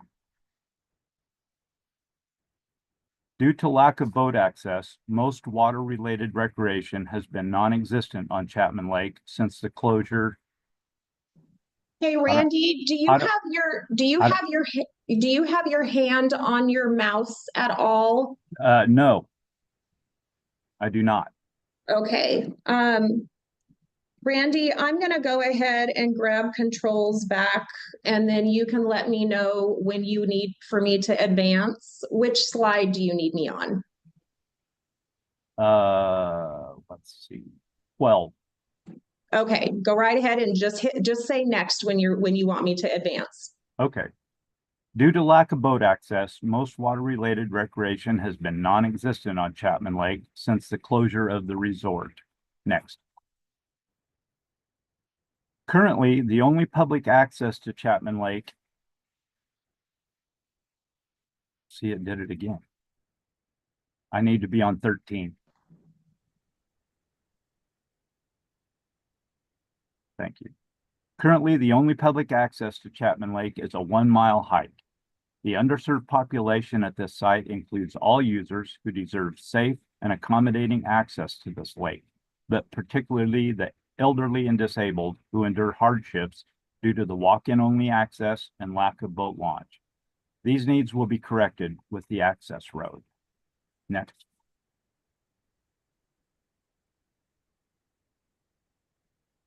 All WDFW water access sites are for use by anyone possessing either a Discover Pass or WDFW vehicle access permit. The design and ADA components of this project will provide safe and easy accommodation for all users, regardless of race, age, or gender, including people with disabilities. Overall, developing a brand new site is a rarity, but by doing so, physical activity will greatly increase by restoring motorized boat access to this once popular lake, access which the public has been deprived of for nearly 15 years. Next. I will now cover site suitability. The project site is well suited for providing motorized boat access and will be the only public access on the entire lake. The WDFW Chapman Lake property is easily accessible. All roads leading to the proposed entrance from I-90 are paved. The proposed access roadway will follow an existing logging road and will be widened for ease of maneuvering boats on trailers. Next.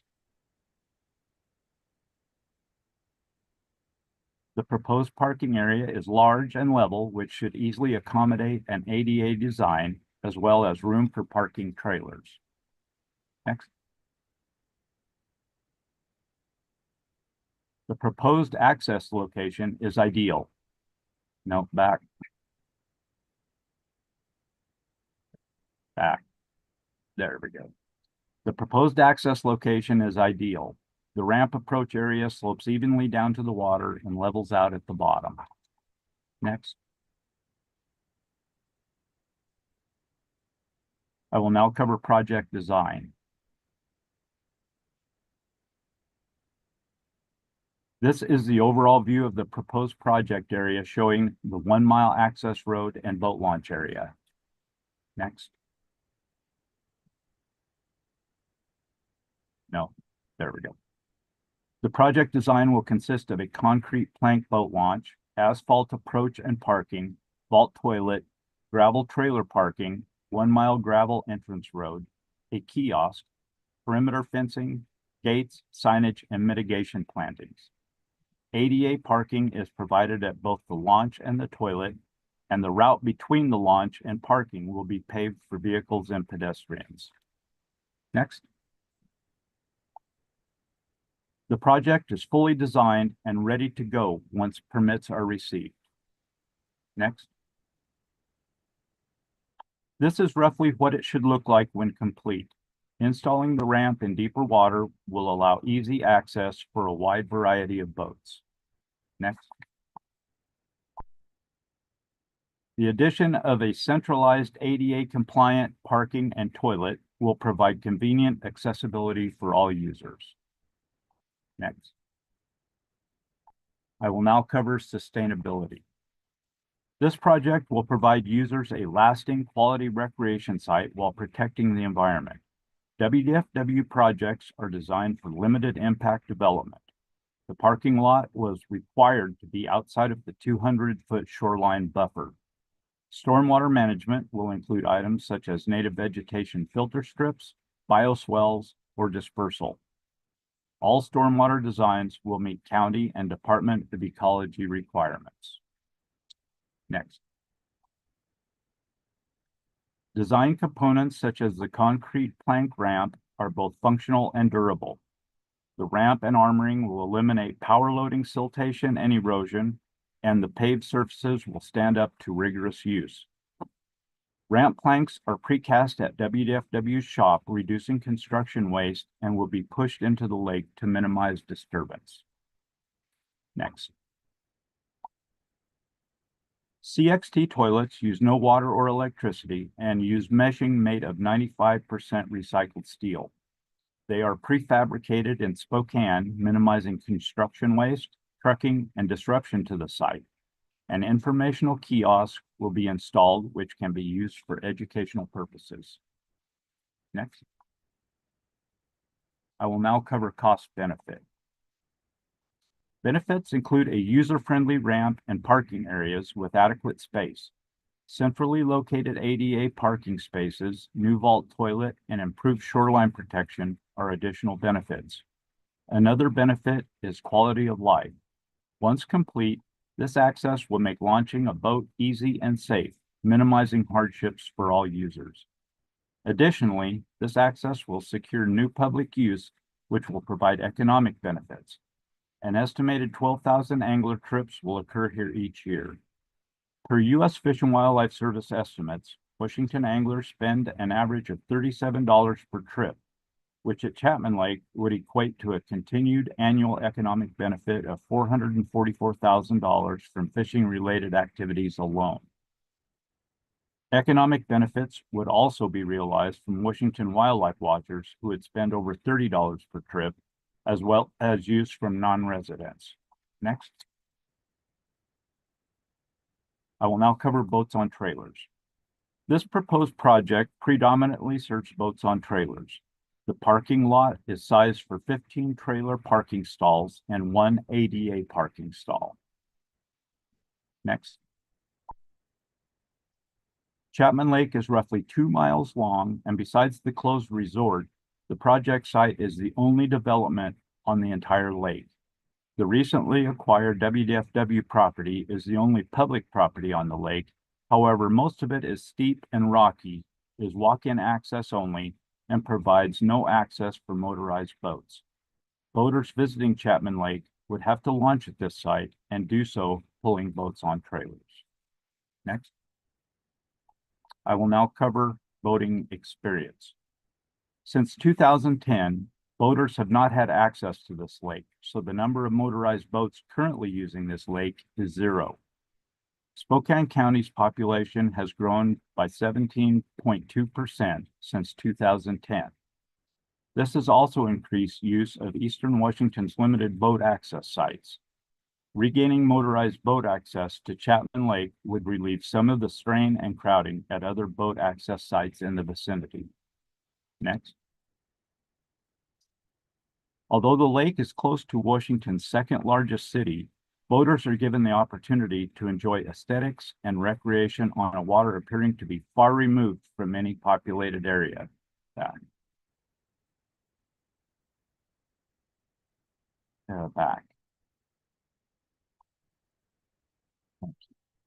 Chapman Lake has been a popular fishing destination since the 1930s. Overall, Chapman Lake offers boaters the chance to enjoy good fishing, scenic landscape, and an occasional glimpse of various big game and bird species. Next. For all boaters, a quality boating experience starts at the ramp. Providing a site with modern components and ADA compatibility will open the lake to many types of users, and providing an appealing, safe, and easy-to-use launch site will greatly increase boaters' chances of having a quality experience once on the water. Next. I will now cover readiness. This is a straightforward development project using design components such as concrete launch planks, ArmorFlex armoring, and a CXT vault toilet. all of which are common to agency access improvement projects. Next.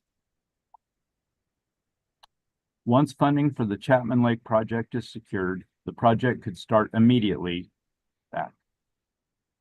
and should be completed by the end of October 2027, barring any unforeseen delays in permitting or construction. Next.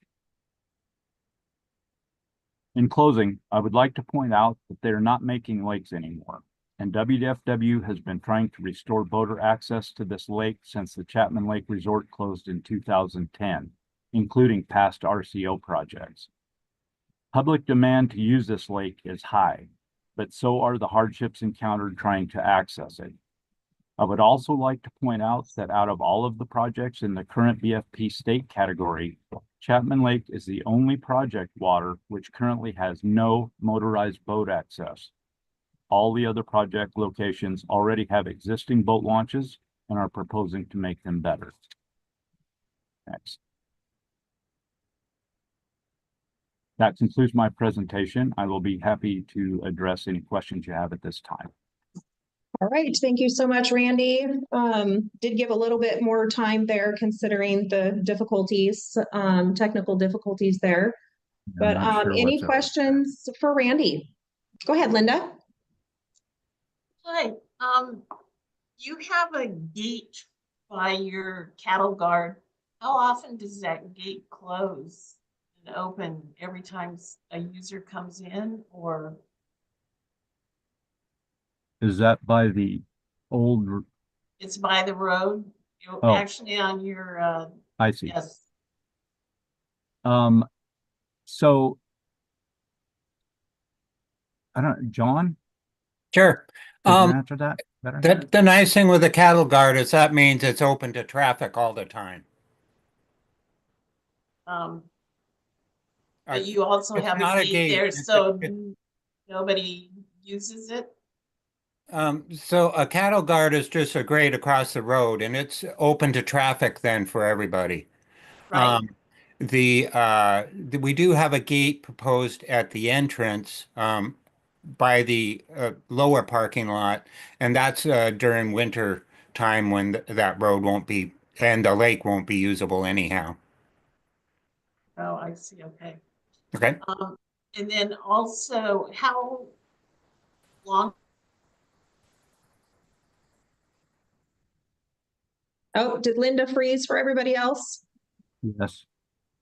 All right, so we'll go ahead and move on until she gains service. Any other questions for Randy? Go ahead, Lowell. Hi, Randy. Lowell Dixon, Department of Natural Resources. I think it's a great trade that, or DNR gave DFW this land, and we have a great opportunity to develop it. That's wonderful. One question I have is just how you estimated, or do you have an estimate on the number of people that will be using this site, given that it's brand new and it's the only facility? And then, for John, I guess, how did you choose the size of the parking lot? Was it based on an estimated number of visitors? I'm just thinking, with all of the, the expansion in population, demand, how you kind of thought about that in your design. So the estimated number of use, like for anglers, and that's for anglers alone, is based on what we see on other areas in the lake, in the area, other lakes in the area, as well as I should point out that the last time we put this under the Lands 2020 in our agency, we received responses on behalf of like close to 140 people just in that process in the public comment period. All but one shared stories of how they have been wanting access to this lake again. So the public demand is really high. Mhm. And so based on what we see on other lakes in the area, as well as that, it's kind of a compilation of, and of course, it's an estimate. John, do you want to Yeah. tack onto that? Yeah, we did compare other parking lot sizes for this lake too.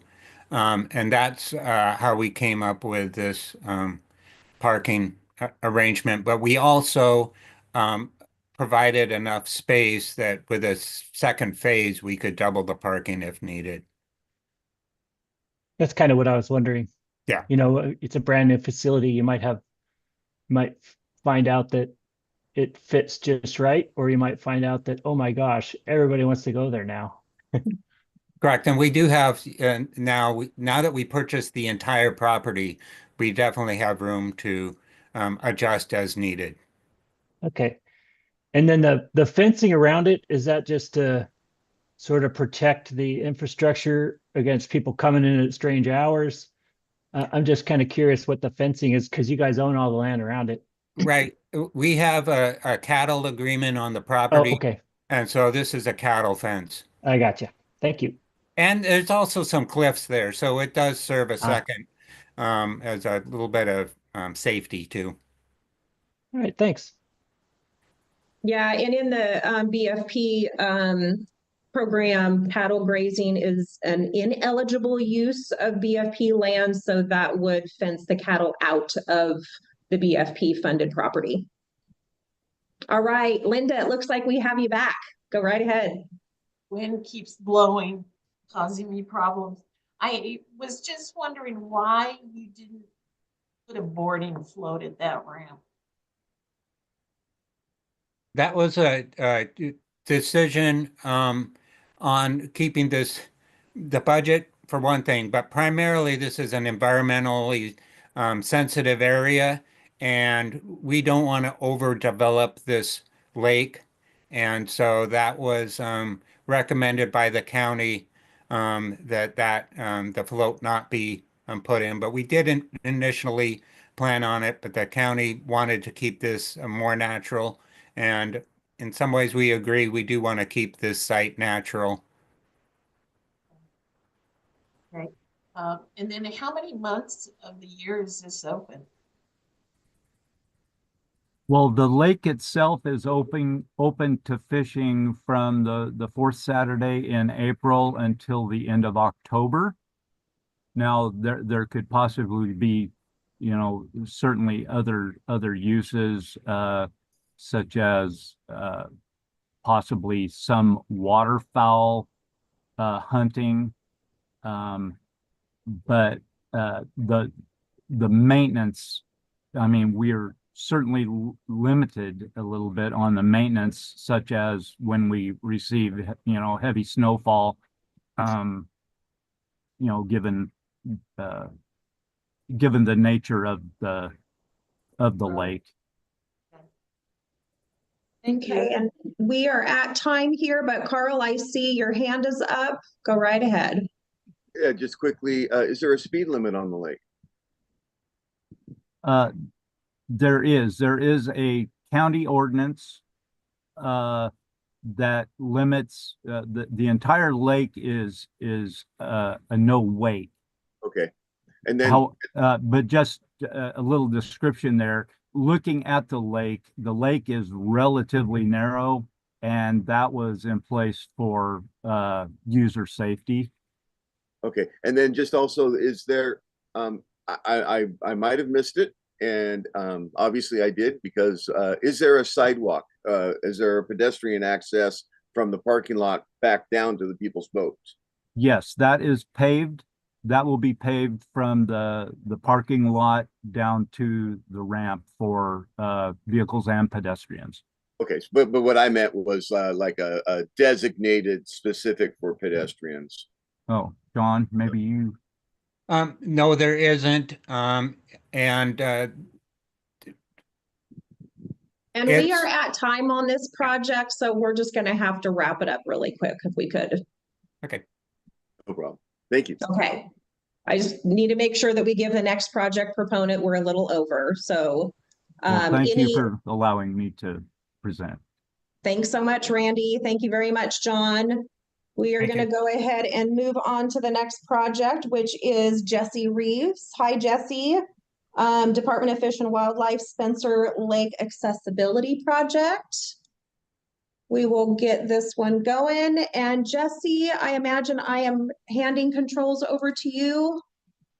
Yeah, I think so. It says I'm still in view meeting mode, so okay, I got video now. All right. Good morning. everyone. Hi. So let's see, get set We up here can and make hear sure it ya. works. So go ahead and move your cursor around. You should have controls. I'll let you know when it shows up on this end. Let's see, where is the forward and back button? I can move the cursor, I just can't You do got- anything. Jesse, you got to move your cursor around first. And then I'll let you know when your cursor shows up on my screen. That means you have controls. So move your cursor around, click, double click. I'll let you know when you're, there we go. There. So now Okay. you can either use those arrows, faint arrows at the lower left corner of your screen, or you can use your arrow forward and back on your keyboard. So go ahead. I don't see the ahead. arrows on the screen. Lower left corner. Yeah. You're gonna have to take your cursor and go down to the lower left corner Up here, yeah. and then just click on your screen. Okay, there you There we go. go. There we go. So, And see, you can see them now. They're very, very faint. Still on the blue. There you go, all the way over to the left. Keep going right there. So that's your forward. oh, and back very button. small. Okay, it looks like you have control of the screen now. And just a reminder, you have 12 minutes to present and I will be keeping track of time. So no need to worry right. about that. And good luck. Thank you. Good morning. My name is Jesse Reeves. I work for the Department of Fish and Wildlife in the Region 6 Water Access Program. And I'm going to present the Spencer Lake Redevelopment Project.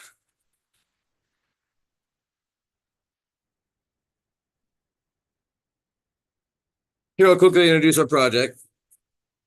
The redevelopment of the Spencer Lake Boat Launch. DFW would like to upgrade this property to meet the existing needs and the growing demand on the site. Our objective is to upgrade in the overall function and improve accessibility. Employ new methods for sustainability that benefits the environment, which will also help the local economy and reduce maintenance costs. The improved boating experiences for several decades. DFW is requesting $990,000 to achieve this goal.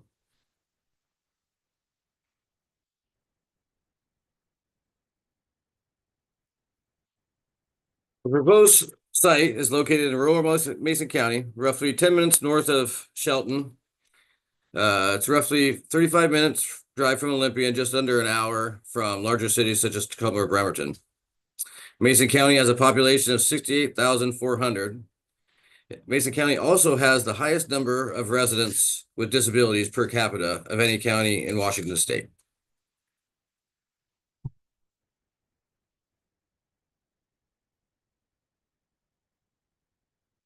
Here's the property map. The site is outside the current urban development zone. The site is just over 1.5 miles or 1.4 miles from Highway 101 and 8 miles north of downtown Shelton. Access and the fishing area are open year-round. Excuse me, the access area and fishing are open year-round and is one of the most popular fisheries in the area of the many lakes in Mason County. This is probably the highest volumes fishing destination out of any of the ones that DFW services. Our site here on Spencer is the only public fishing access or boating access to the lake.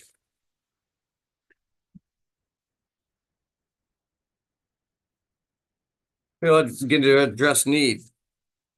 As shown, this ramp is pretty old and it's overdue for replacement. The grade and the angle to the water has been problematic for years for backing down, and its launching and power loading has undermined the planks. Over time, they eventually shear because of the undermining. There's no supporting them. You can kind of see where the planks have broken off and they're laying below the area they're supposed to be, creating a gap which trailers and such get hung up on or possibly damaged. We believe a new ramp installation would resolve these issues. We're confident that the new designs will prevent the undermining and scouring from occurring in the future.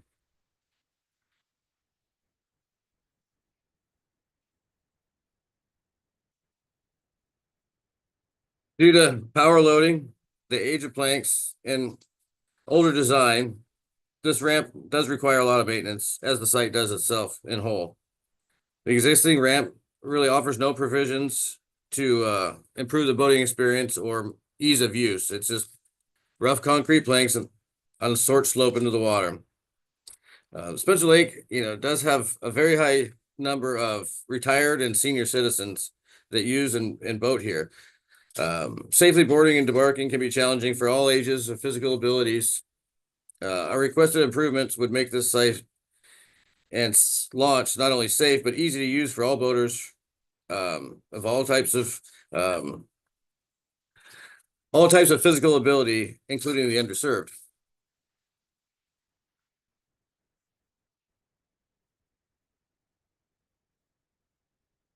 Site suitability. The site is in rural Mason County, outside of the city limits. The location and landscape features are the component that makes this design viable.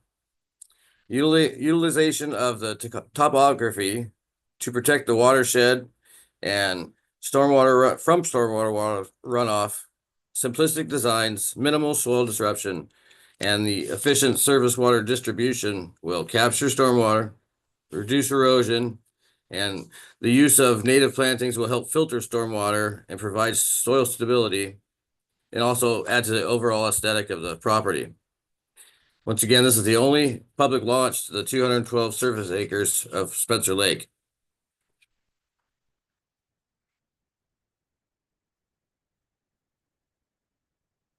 Here I'll begin to address the project design. This is the current layout of the site, or the shape within the boundaries of the property. This is the usable property for vehicles and pedestrian access for the most part. And you can see right at the water's edge, the ramp in use.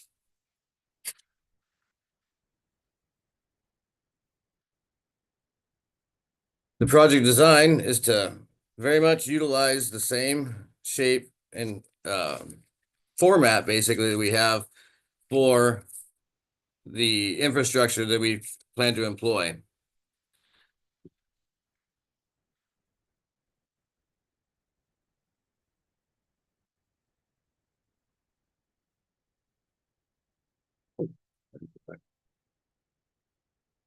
No, keep going forward.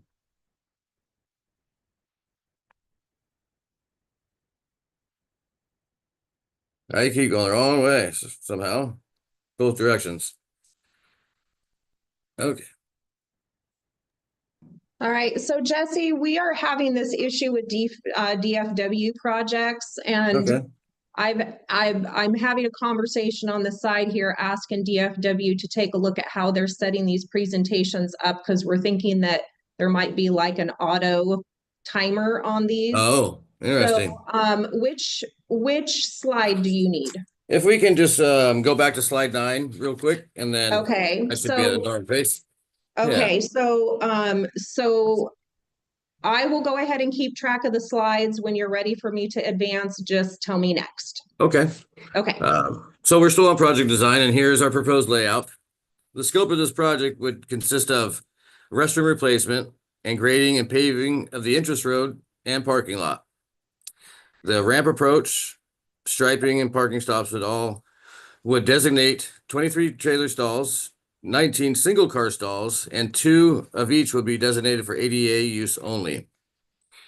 A ADA pathway would be constructed on the north side of the parking area and connect the restroom to the ramp and boarding flow. The ramp would be a 12 by 60 foot concrete ramp with side armoring. Adjacent to this ramp would be a 63-foot boarding float, and the concrete abutment that holds it to the shore also doubles as a loading assisting wedge. The end of the parking area, as shown just in the picture without the highlight, would remain majority the same. There would be a small amount of vegetative buffer of native plants, grasses that will separate the pavement and the shoreline. This will also help with filtering runoff and direct stormwater from the lake into the planting areas on either side of the parking area and at the shoreline. The existing shoreline shown will still be available for bank fishing and other recreation. As stated, a new CXT style restaurant will replace the existing dilapidated toilet, and a new gate and structural signs would round out this project. Slide. This is a good example of the project we'd like, or what we would like to have installed at Spencer. This is almost an exact mirror image of what we're hoping for, what is installed at a redevelopment in 2011 at Long Lake and Kitsap County. This illustrates almost exactly what we would like to have at Spencer if this project is funded. Next.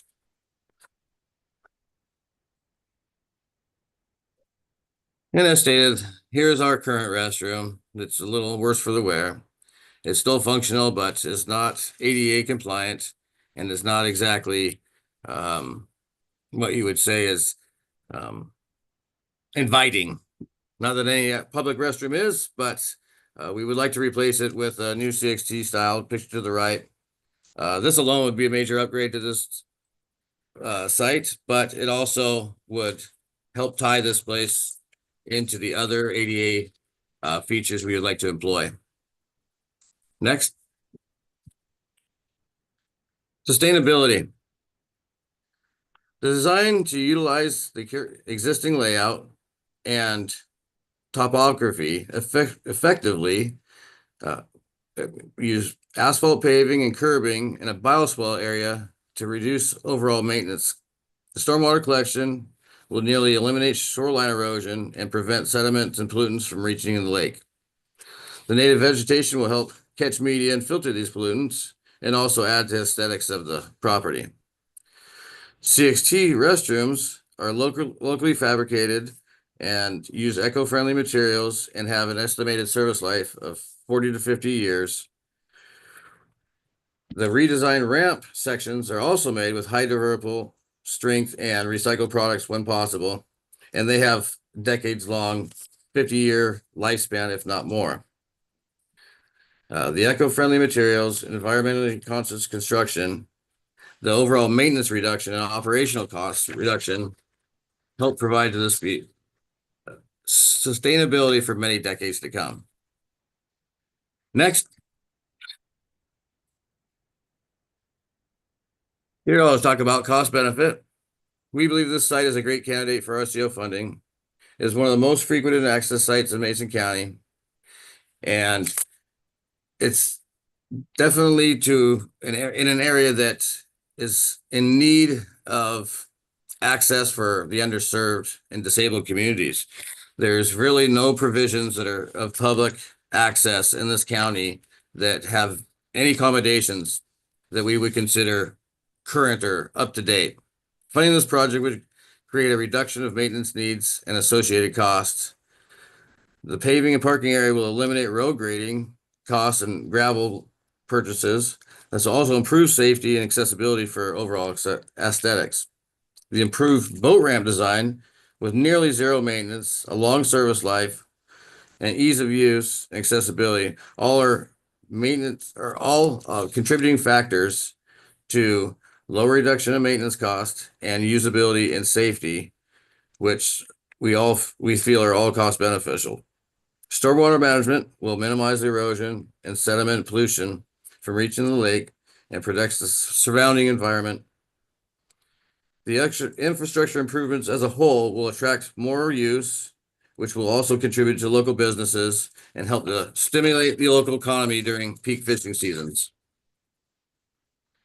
An accessible infrastructure provided to the Mason County and our users will help not only the underserved communities, but also visitors from other counties and well, just other counties because of these improvements. Boats on trailers? That would be the next. Jesse, Yes. Jesse, you have 3 more criteria to get through. We are over time, but I want to give you just a couple more seconds to wrap up since we had some technical difficulties. I think So- I'll get it there. Boats on trailers. This site predominantly serves motorized boats on trailers. By visitors numbers, Spencer is the most popular water access that we maintain at Mason County. This redevelopment of this facility really consists of the new boat ramp and boarding float and the ADA provisions that would attract many more boaters and all users alike. To provide an easily navigated launch for users, current users, future boaters, and accommodate the others served is the ultimate goal that we're trying to establish and achieve for the Mason County and all of DFW's recreational users in the area. Next. We feel this project will improve the boating experience in several ways. The improved safety and ease of use of the new parking area and the restroom will lend to many a better experience. The cosmetic upgrade will improve the site's visual appearance, and many boaters and fishermen cannot recreate without some type of assistance, whether it's a boarding float or a railing. And this is what we really are intent on trying to provide Mason County users, that there's no provisions in any of these lakes in Mason County that offer anything to those who need assistance. So it has been brought up on several occasions that something could be done to help. So we've taken this seriously, and if want to figure out a way, even aside from this project, of how provisions long-term we can update Jesse? our current sites. Yes. Jesse, I'm going to have to scroll through the rest of your slides. All I have is We're actually at our break time, and I Okay. want to give the evaluators time to ask you questions.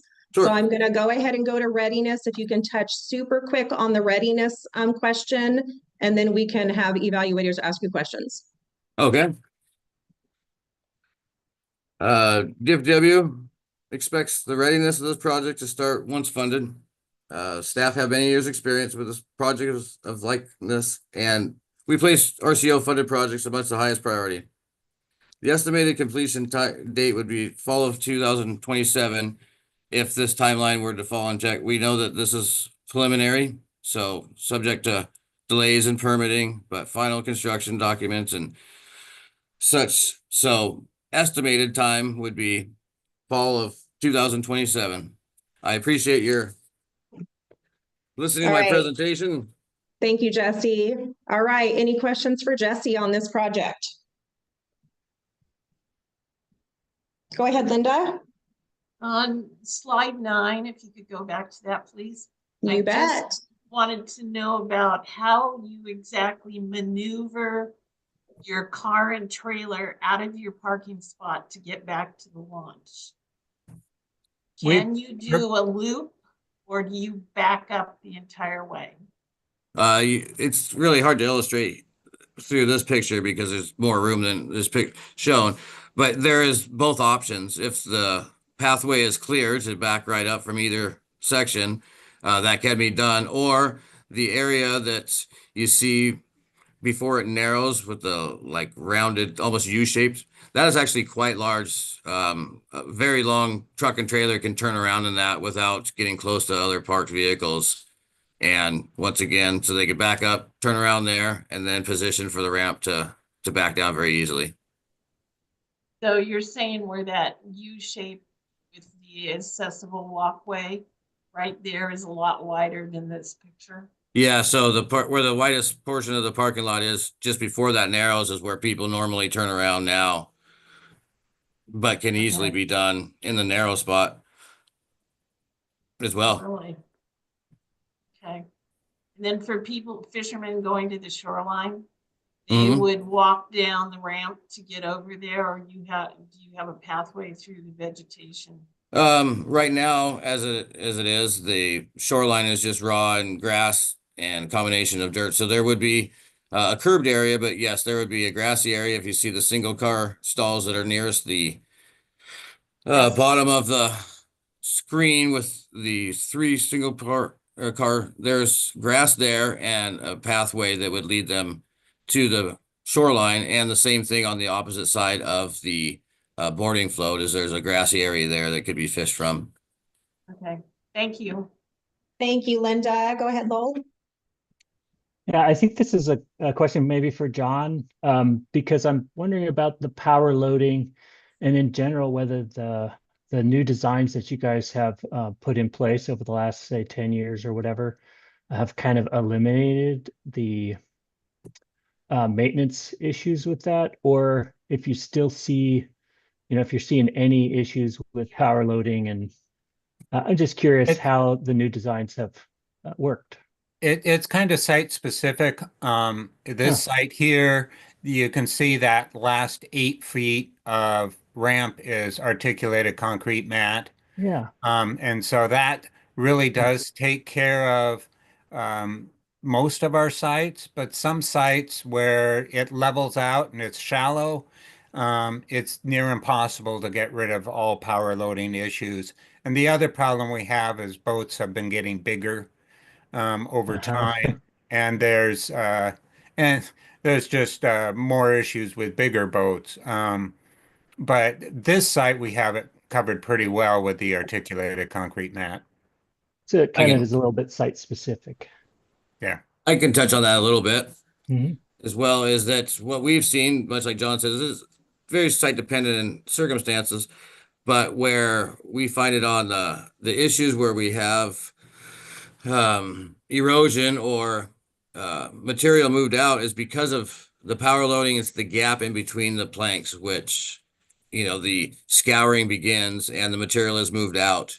With these full planks, that there's no, spaces or gaps in between planks. They're solid until you get down to the armor flex, which is also near solid. The ability for that force from the propulsion doesn't reach underneath to do any scouring. So we've been very fortunate that all of these recent replacements that have gotten the new design, we're not seeing any of the same issues or undermining in any way, shape, or form. There are some cases where at the end of the ramp there's a little bit, but what we're finding is it's just building a little bit of a berm, but it's not undermining the materials laid as underneath the ramp, and the ramps are fine. It's just the smaller sediment is being moved around below it. So the sub materials are heavy enough to hold their own for what they're laying down for these larger planks. Okay, any last questions for Jesse or John? I want to make sure that I can give the advisors a break before the 11 or 30 presentation. So I see no other questions. Jesse and John, thank you so much. Appreciate it. Thank you.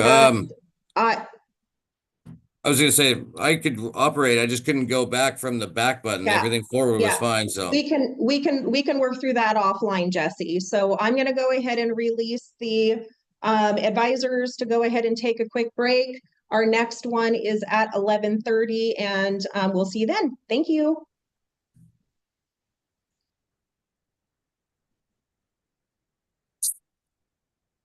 sure, boss. I don't know, but I could have kept going. I wish I could have just done the stats myself.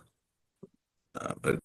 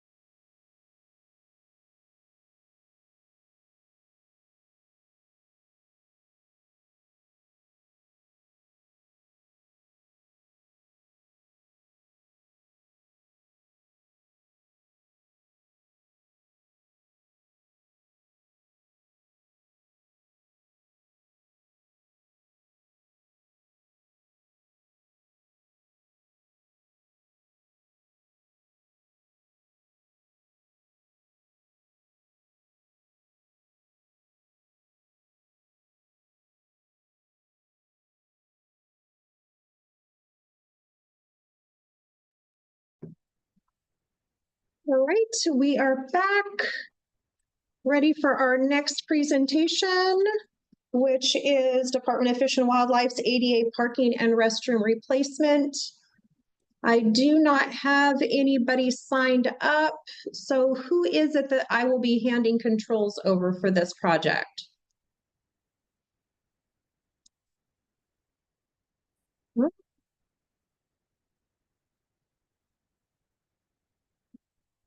It's looking like that one is not popping up, so bear with me for just a moment.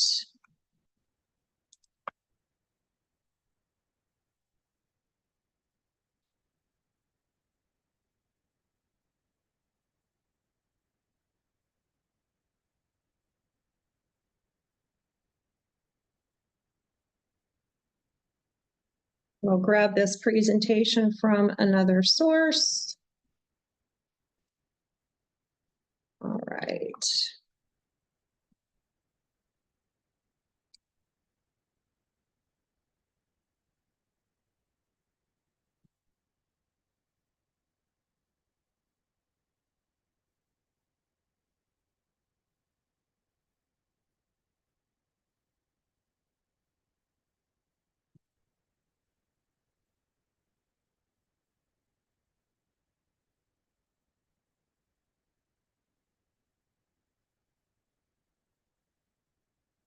All right, can everybody see the presentation on the screen?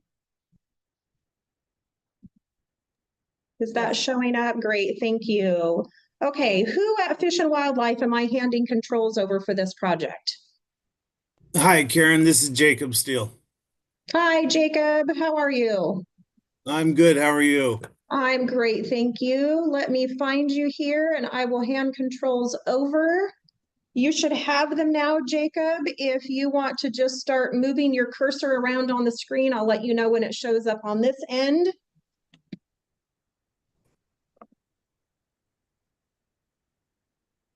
Sometimes you have to click or double click. There we go. I can see you now. So you have controls and make sure you can advance your slides. You can either do that using your keyboard or there are some faint arrows at the bottom left corner of your screen. Okay, hang tight there, Karen. Let me get my end figured out here. Oh, All right, okay. it looks like you have controls. Just a reminder, you have 12 minutes. I'll be keeping track of time and it is all yours. Good luck. Thank you. Hello, my name is Jacob Steele. I am the Assistant Water Access Manager in Region 2 South for WDFW and the sponsor of the ADA Parking and Restroom Replacement Project. The purpose of this project is the replacement of 6 aging concrete restrooms. Installation of the restrooms dates back to the late 80s. They are out of ADA compliance and in varying forms of degradation at Evergreen Reservoir, Potholes Reservoir, Hart Lake, and Windmill Lake. The replacement of existing restrooms and parking pads will bring WDFW managed facilities up to ADA standards. All 6 water access sites are on 4 unique bodies of water in Grant County in central Washington. In Region 2, seeing visitors from around the state as well as out-of-state guests. This is an overview of Hart and Windmill Lakes on the Columbia Basin Wildlife Area in the Seeps Lakes unit.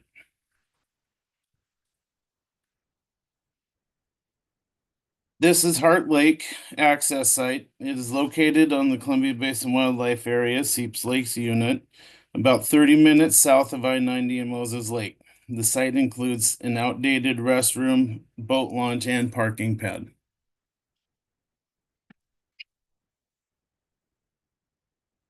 This is Windmill Lake access site, located just east of Hart Lake in the Seeps Lakes unit, about 30 minutes south of I-90 and Moses Lake as well. This site has an outdated restroom as well as boat launch and parking pad. The Lynn Cooley Island access site on the Potholes Reservoir is our single standalone site with no other ADA parking or restrooms being replaced on this particular body of water.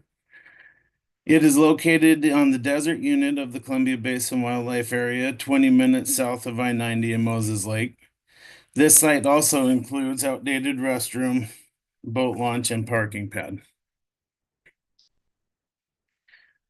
This is an overview of Evergreen Reservoir on the Quincy Lakes unit of the Columbia Basin Wildlife Area, 10 minutes northwest of I-90. Evergreen Reservoir is the host of 3 sites in this project proposal on the west end of the lake. Evergreen North access site includes outdated restroom, boat launch, and parking pad. The Evergreen West access site includes an outdated restroom as well, boat launch and parking pad. Evergreen Southwest also includes an outdated restroom, boat launch, and parking pad.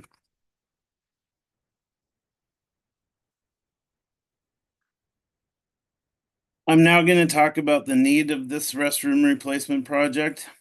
With all 6 sites seeing high use, the need of this project is to provide safe and sanitary and usable ADA compliant facilities for recreational boaters, anglers, and hunters. Restrooms were the second most requested improvement by boaters behind the ramp improvements, according to the Washington Boaters Needs Assessment. After decades of use, many of the restrooms are in varying states of degradation. The concrete is crumbling, cracking, and chipping, making some restrooms a hazard and needing to be replaced. Here is an example of the failing concrete around a window frame. After years of use, all the sites have seen more than their share of vandalism, including graffiti, toilet paper hangers, toilets, and urinals being ripped from the walls and floors. The restrooms being used as targets and the vaults themselves being used as a garbage catch. This is another drastic example of existing concrete restrooms degrading. The unsafe nature of the facilities on site highlights the need for replacement. Many restrooms have been vandalized and are not suitable for further long-term use. Vandalism is a very costly maintenance problem on aging restrooms. New restrooms can come with a graffiti-resistant coating that greatly reduces graffiti removal costs, improving the overall aesthetics of state-managed infrastructure.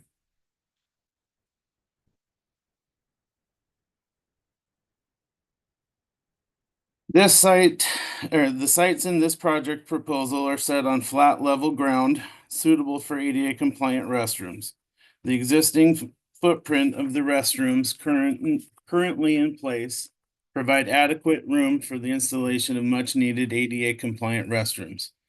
These sites have been in use for decades.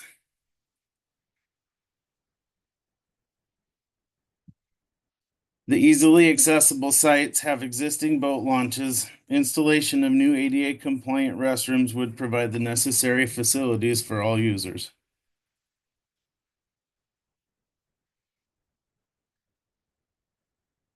The non-ADA compliant and out-of-date restrooms will be removed and replaced with single vault CXT restrooms. There will be minimal ground disturbance and all projects fall within the existing footprint. CXT restrooms are prefabricated, delivered to site, and set in place. We will remove the existing toilet and CXT restroom and ADA parking stall at Heart Lake.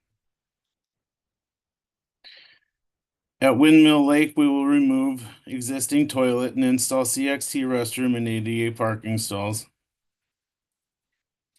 At our standalone site, the Lynn Cooley Island, the existing toilet parking pad will be removed and CXT restroom and ADA parking pad will be installed. Evergreen North, removing the existing toilet and installation of CXT restroom and ADA parking stalls.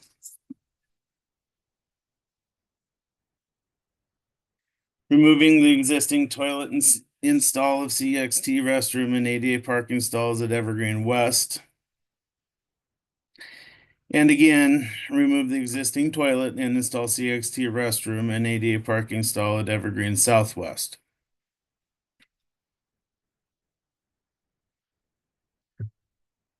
All of the restrooms have long exceeded their working lifespan, having been in service for over 30 years. After decades of use, many users have thrown trash into the vaults despite the signs asking them not to. As the vaults fill with garbage, the intended usable space is lost, resulting in the need for more frequent pumping and in some cases more than doubling maintenance costs. New single vault ADA compliant restrooms are locally built. Using the footprint of the current outdated restrooms will mean minimal ground disturbance. CXT vault toilets have no running water and electricity and are not a concern for resource and energy consumption. These sites see thousands of visitors throughout the year, not only from the local community, but from throughout the state. The centralized location and easy accessibility from I-90, along with the recreation opportunities offered for boating and fishing, make these sites very popular. Additionally, the revenue from boating fuels, boats and trailer licenses, fishing licenses impact the Washington state economy, while other necessities such as tackle, food, ice, and other services add to the local economy throughout Grant County. The red ovals outline the greatest localized economic impact areas.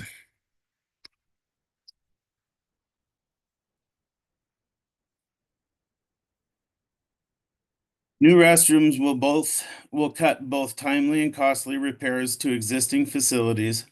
Updated vaults will have a longer duration between pumping due to them not being full of garbage, making them more cost efficient. The current restrooms are at the end of their lives, falling apart, and are not ADA accessible. The graffiti-resistant membrane coating makes the removal of spray paint a much faster and more cost-efficient process. All of these sites serve boats on trailers of various sizes and recreational purposes. With no mooring available at any of these sites, boaters both put in and take out daily.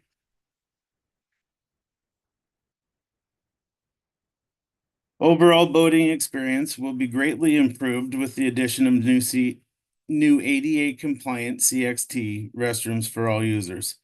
The new restrooms will not only give access to persons with disabilities, but be an updated, clean, and safe facility for all.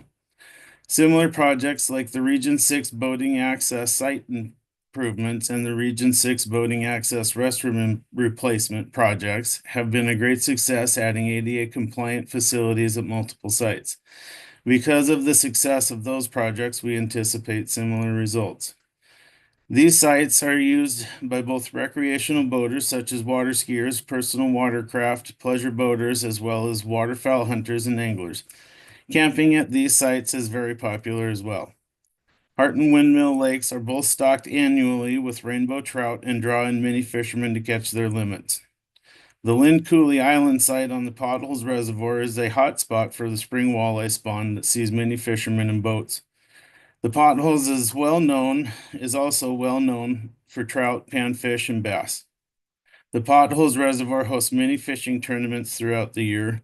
The Lynn Cooley Island site isn't the meeting and host spot for the tournaments, but is a commonly used spillover site for tournament participants to camp at and pre-fish from. Evergreen Reservoir also has bass, walleye, and panfish fishing opportunities. The species of fish that sets Evergreen apart from the rest is a healthy population of catchable and retainable tiger muskie. These sites see heavy year-round use, and on-site facilities get used daily. In general, new restroom facilities help the visual appeal and mood of recreationists, adding to the quality of their boating experience. Just look at those smiles. They must have used a nice new CXT restroom before launching the boat. WDFW staff have many years of experience with restroom replacement. Once the project is funded, We will place an RCO funded project on the top of our priority list with an estimated final completion date in the fall of 2027. Thank you for your time and consideration of this proposal. I'm happy to answer any questions you may have. Great. Thank you so much, Jacob. With 23 seconds to spare, any questions for Jacob on this project? Go ahead, Linda.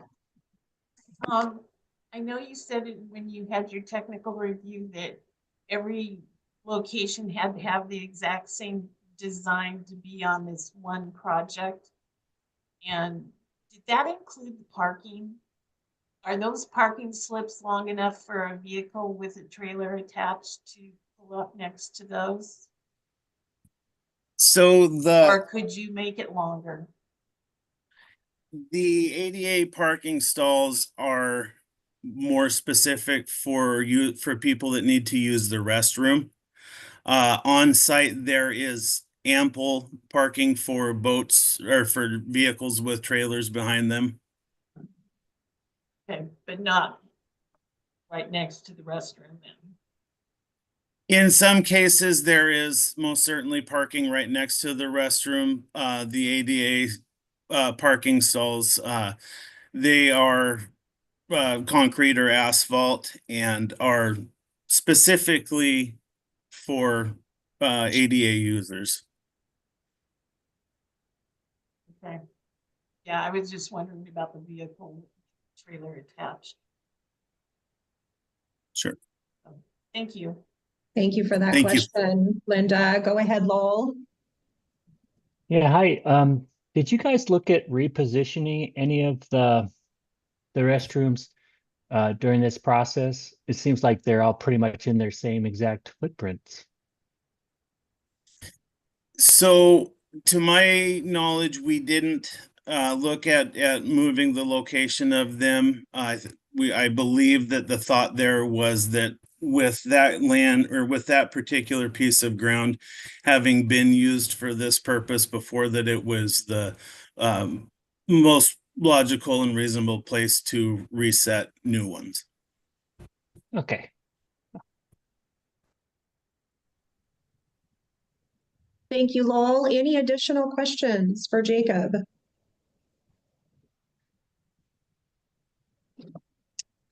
All right, Jacob, I see none. Thank you so much for your presentation.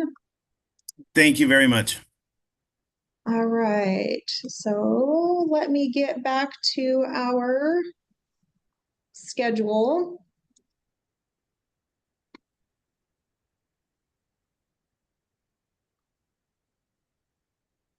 And then we will start our last presentation of the day, which is Ohop Lake.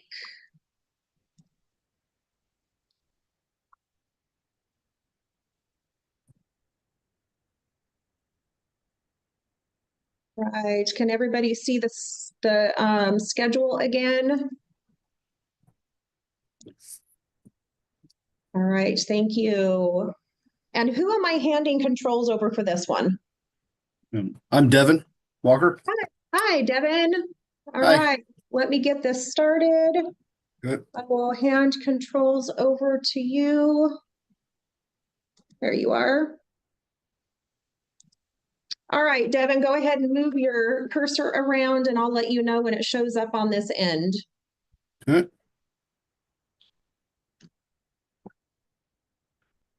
Keep moving it around. You might need to click your mouse or double click it. There we go. I can see it now.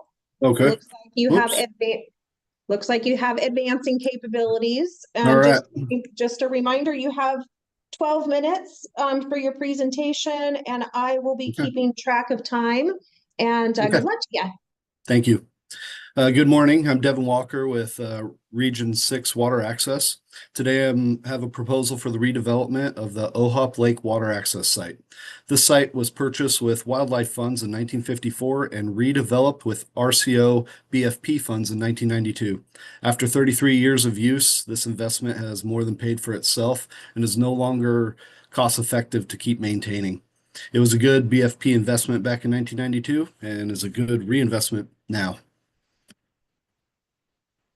Here's a regional map of Ohop Lake in Pierce County. It's a short drive from many larger cities and JBLM. When speaking with visitors at the site, they're always from these areas right here. As population grows, so has the need for better accessibility. The current needs of this site include a new ramp, paved ADA parking, and a loading wedge with floating dock. Currently, the ramp is continuously being repaired and has outlived its expected lifespan. The ramp, although functional, is somewhat difficult to back down. Additionally, there's very little staging area once the boats are launched.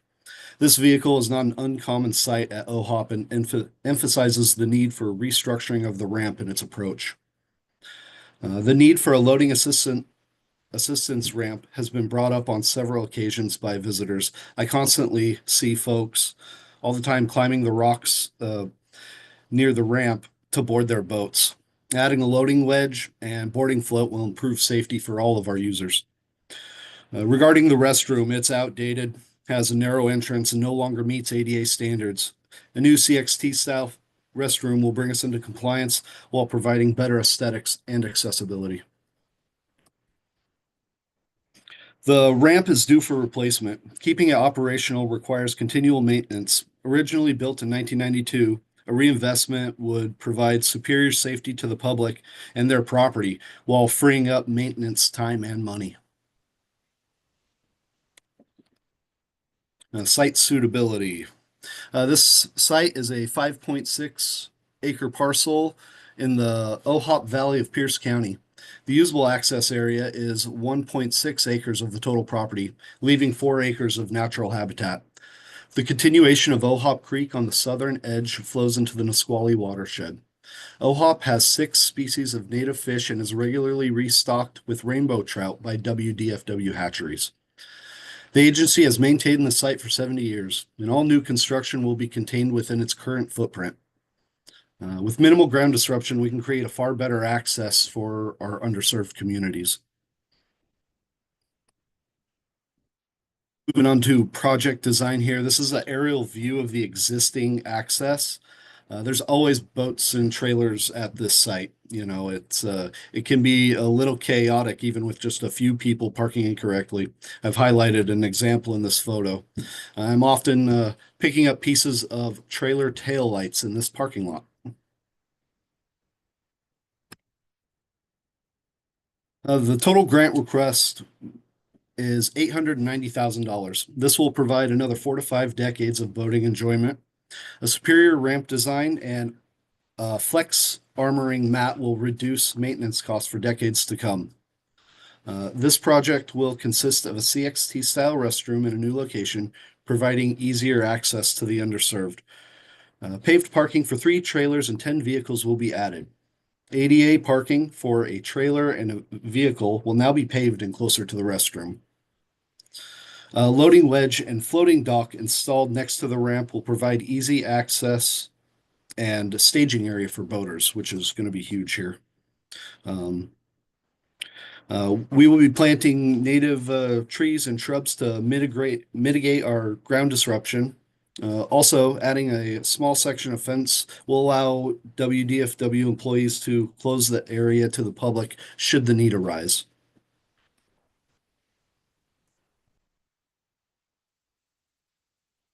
Shown here is the current OHOP Lake ramp. The photo to the right is a BFP-funded project at Lawrence Lake in Thurston County.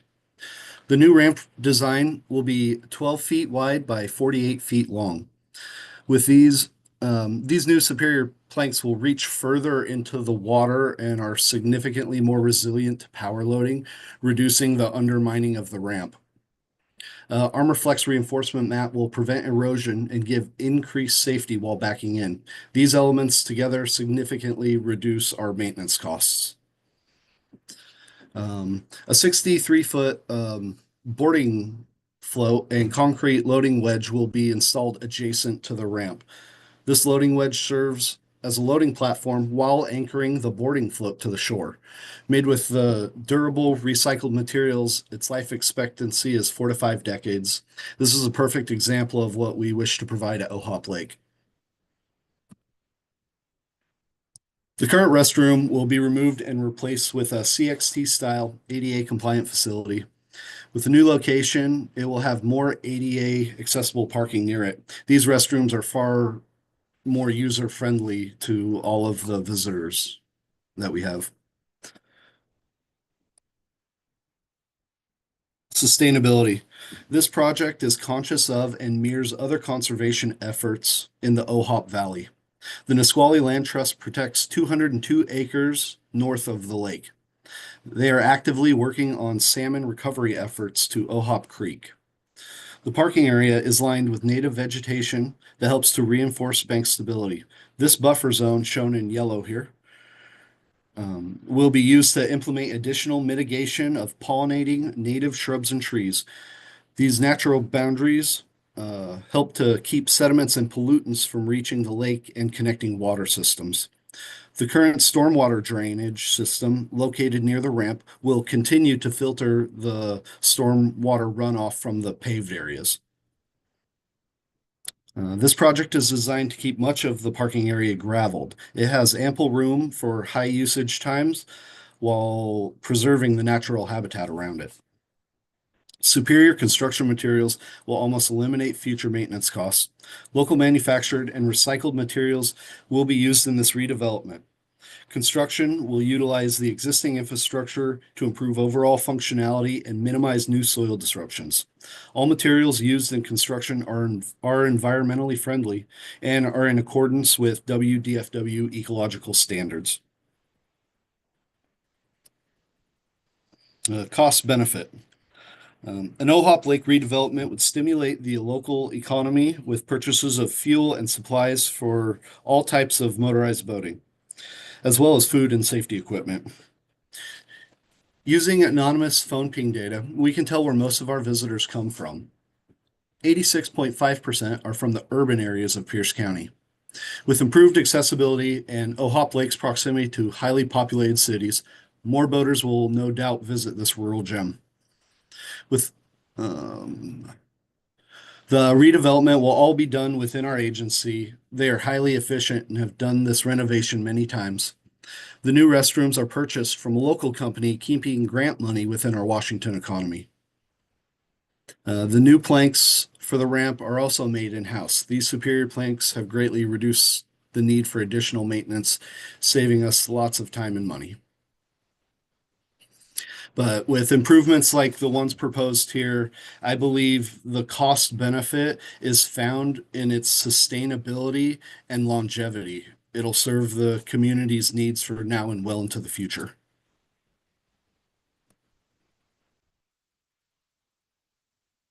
As shown on the previous slide, visitors come from several miles away for fishing and boating at Ohop Lake. Providing this access with upgrades will accommodate the current users and meet foreseeable demand on this site. Ohop's access is very popular and well used. Since its last redevelopment in 1992, Pierce County's population has grown 53.65% as of 2023.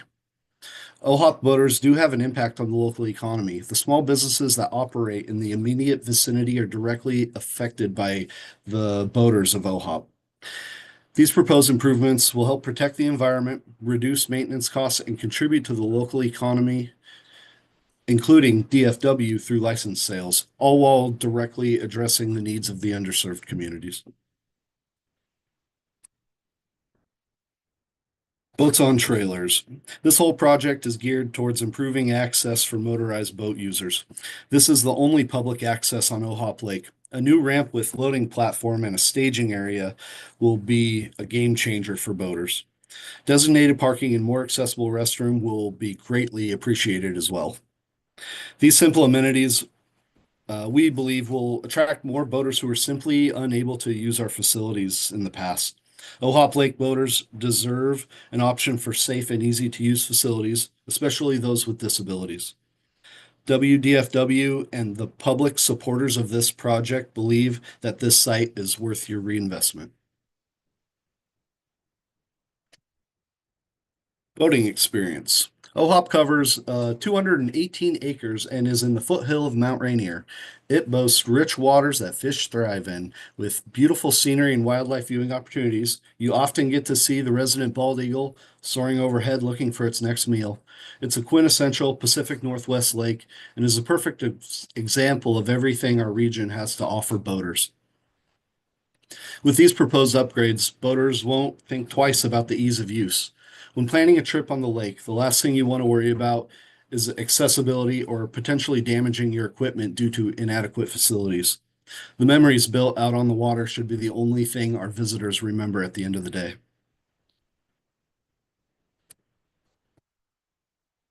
This is our readiness timeline. WDFW staff have many years of experience with this project and place RCO-funded project as our highest priority. We're ready to start once funded. The estimated completion date is around August 2027. OHOP Lake was recognized as an important site by the RCO board long ago. Considering the population growth after 33 years, a reinvestment will keep this boat launch operational and safe. I've placed this map here to assist you with any questions you may have about the redevelopment. Thank you for your time and consideration. Thank you so much, Devin. All right, any questions for Devin? Go ahead, Lowell. Hey, Devin. Lowell Dixon, Hey. Department of Natural Resources. I had a question about the stormwater plan. I see you have new vegetation mitigation area, and you said you were going to use the existing kind of stormwater drain system. Yep. I was wondering how that works and where that goes. Just curious. And then So also the gravel, I just want to confirm, is that area right in front of the ramp paved? can you see my cursor? No, I took controls Oh, back, okay. Devin. Okay. Yeah. So right in front of the ramp along the paved area, there is stormwater drainage and a filtration system just to the left of the ramp currently as it is. And the gravel and all the paved area there is slightly sloping down towards that, where the gravel area is flattened out and is filtered out through natural filter. Yeah. Directions. Yep. Okay, and where does the drainage go that's in front of the ramp? Is there a catch basin, a vault? Yes. There's a trench drain that goes to a clarifier. Okay. And that was put in when we did the initial paving. And now we're going to add to that and direct more to that clarifier. And we're providing that green vegetated area for additional treatment. Awesome. Thanks very much. Yep. Thank you, Lowell. Go ahead, Linda. Hi. I was just lost my notes here. Oh, the water quality. How often do you have to close this down because of water quality issues? Oh, well, I've been with the agency for 4.5 years now, and I've never had to close this site particularly. Okay, thank you. All right, any other questions for Devin or John? Go ahead, Carl. Yes, you were talking about the trench system in front of the ramp. Does that mean that little car is going to get stuck again?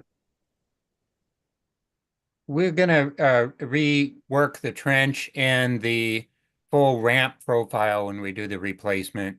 Okay. So that little car will not get stuck.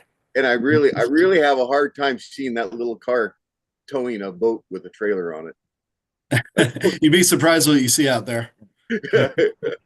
Thank you. Thank you, Carl. Any other questions on this project? All right, I am seeing none. Devin, thank you so much. John, thank you. Thank you for hosting, Karen. Appreciate you. You bet. Thank you. All right, and that was our last BFP project for this grant round. You've been watching the 2025 evaluation meeting for the boating facilities program. We are finished with evaluations where local and state agencies have presented project proposals to develop and enhance recreational motorized boating in Washington State. The next evaluation meeting will be tomorrow when project proposals in our firearms and archery range recreation program will be evaluated. To learn more about the Recreation and Conservation Office and our grants available in Washington State, please visit our website at www.rco.wa.gov. And thank you so much for joining us.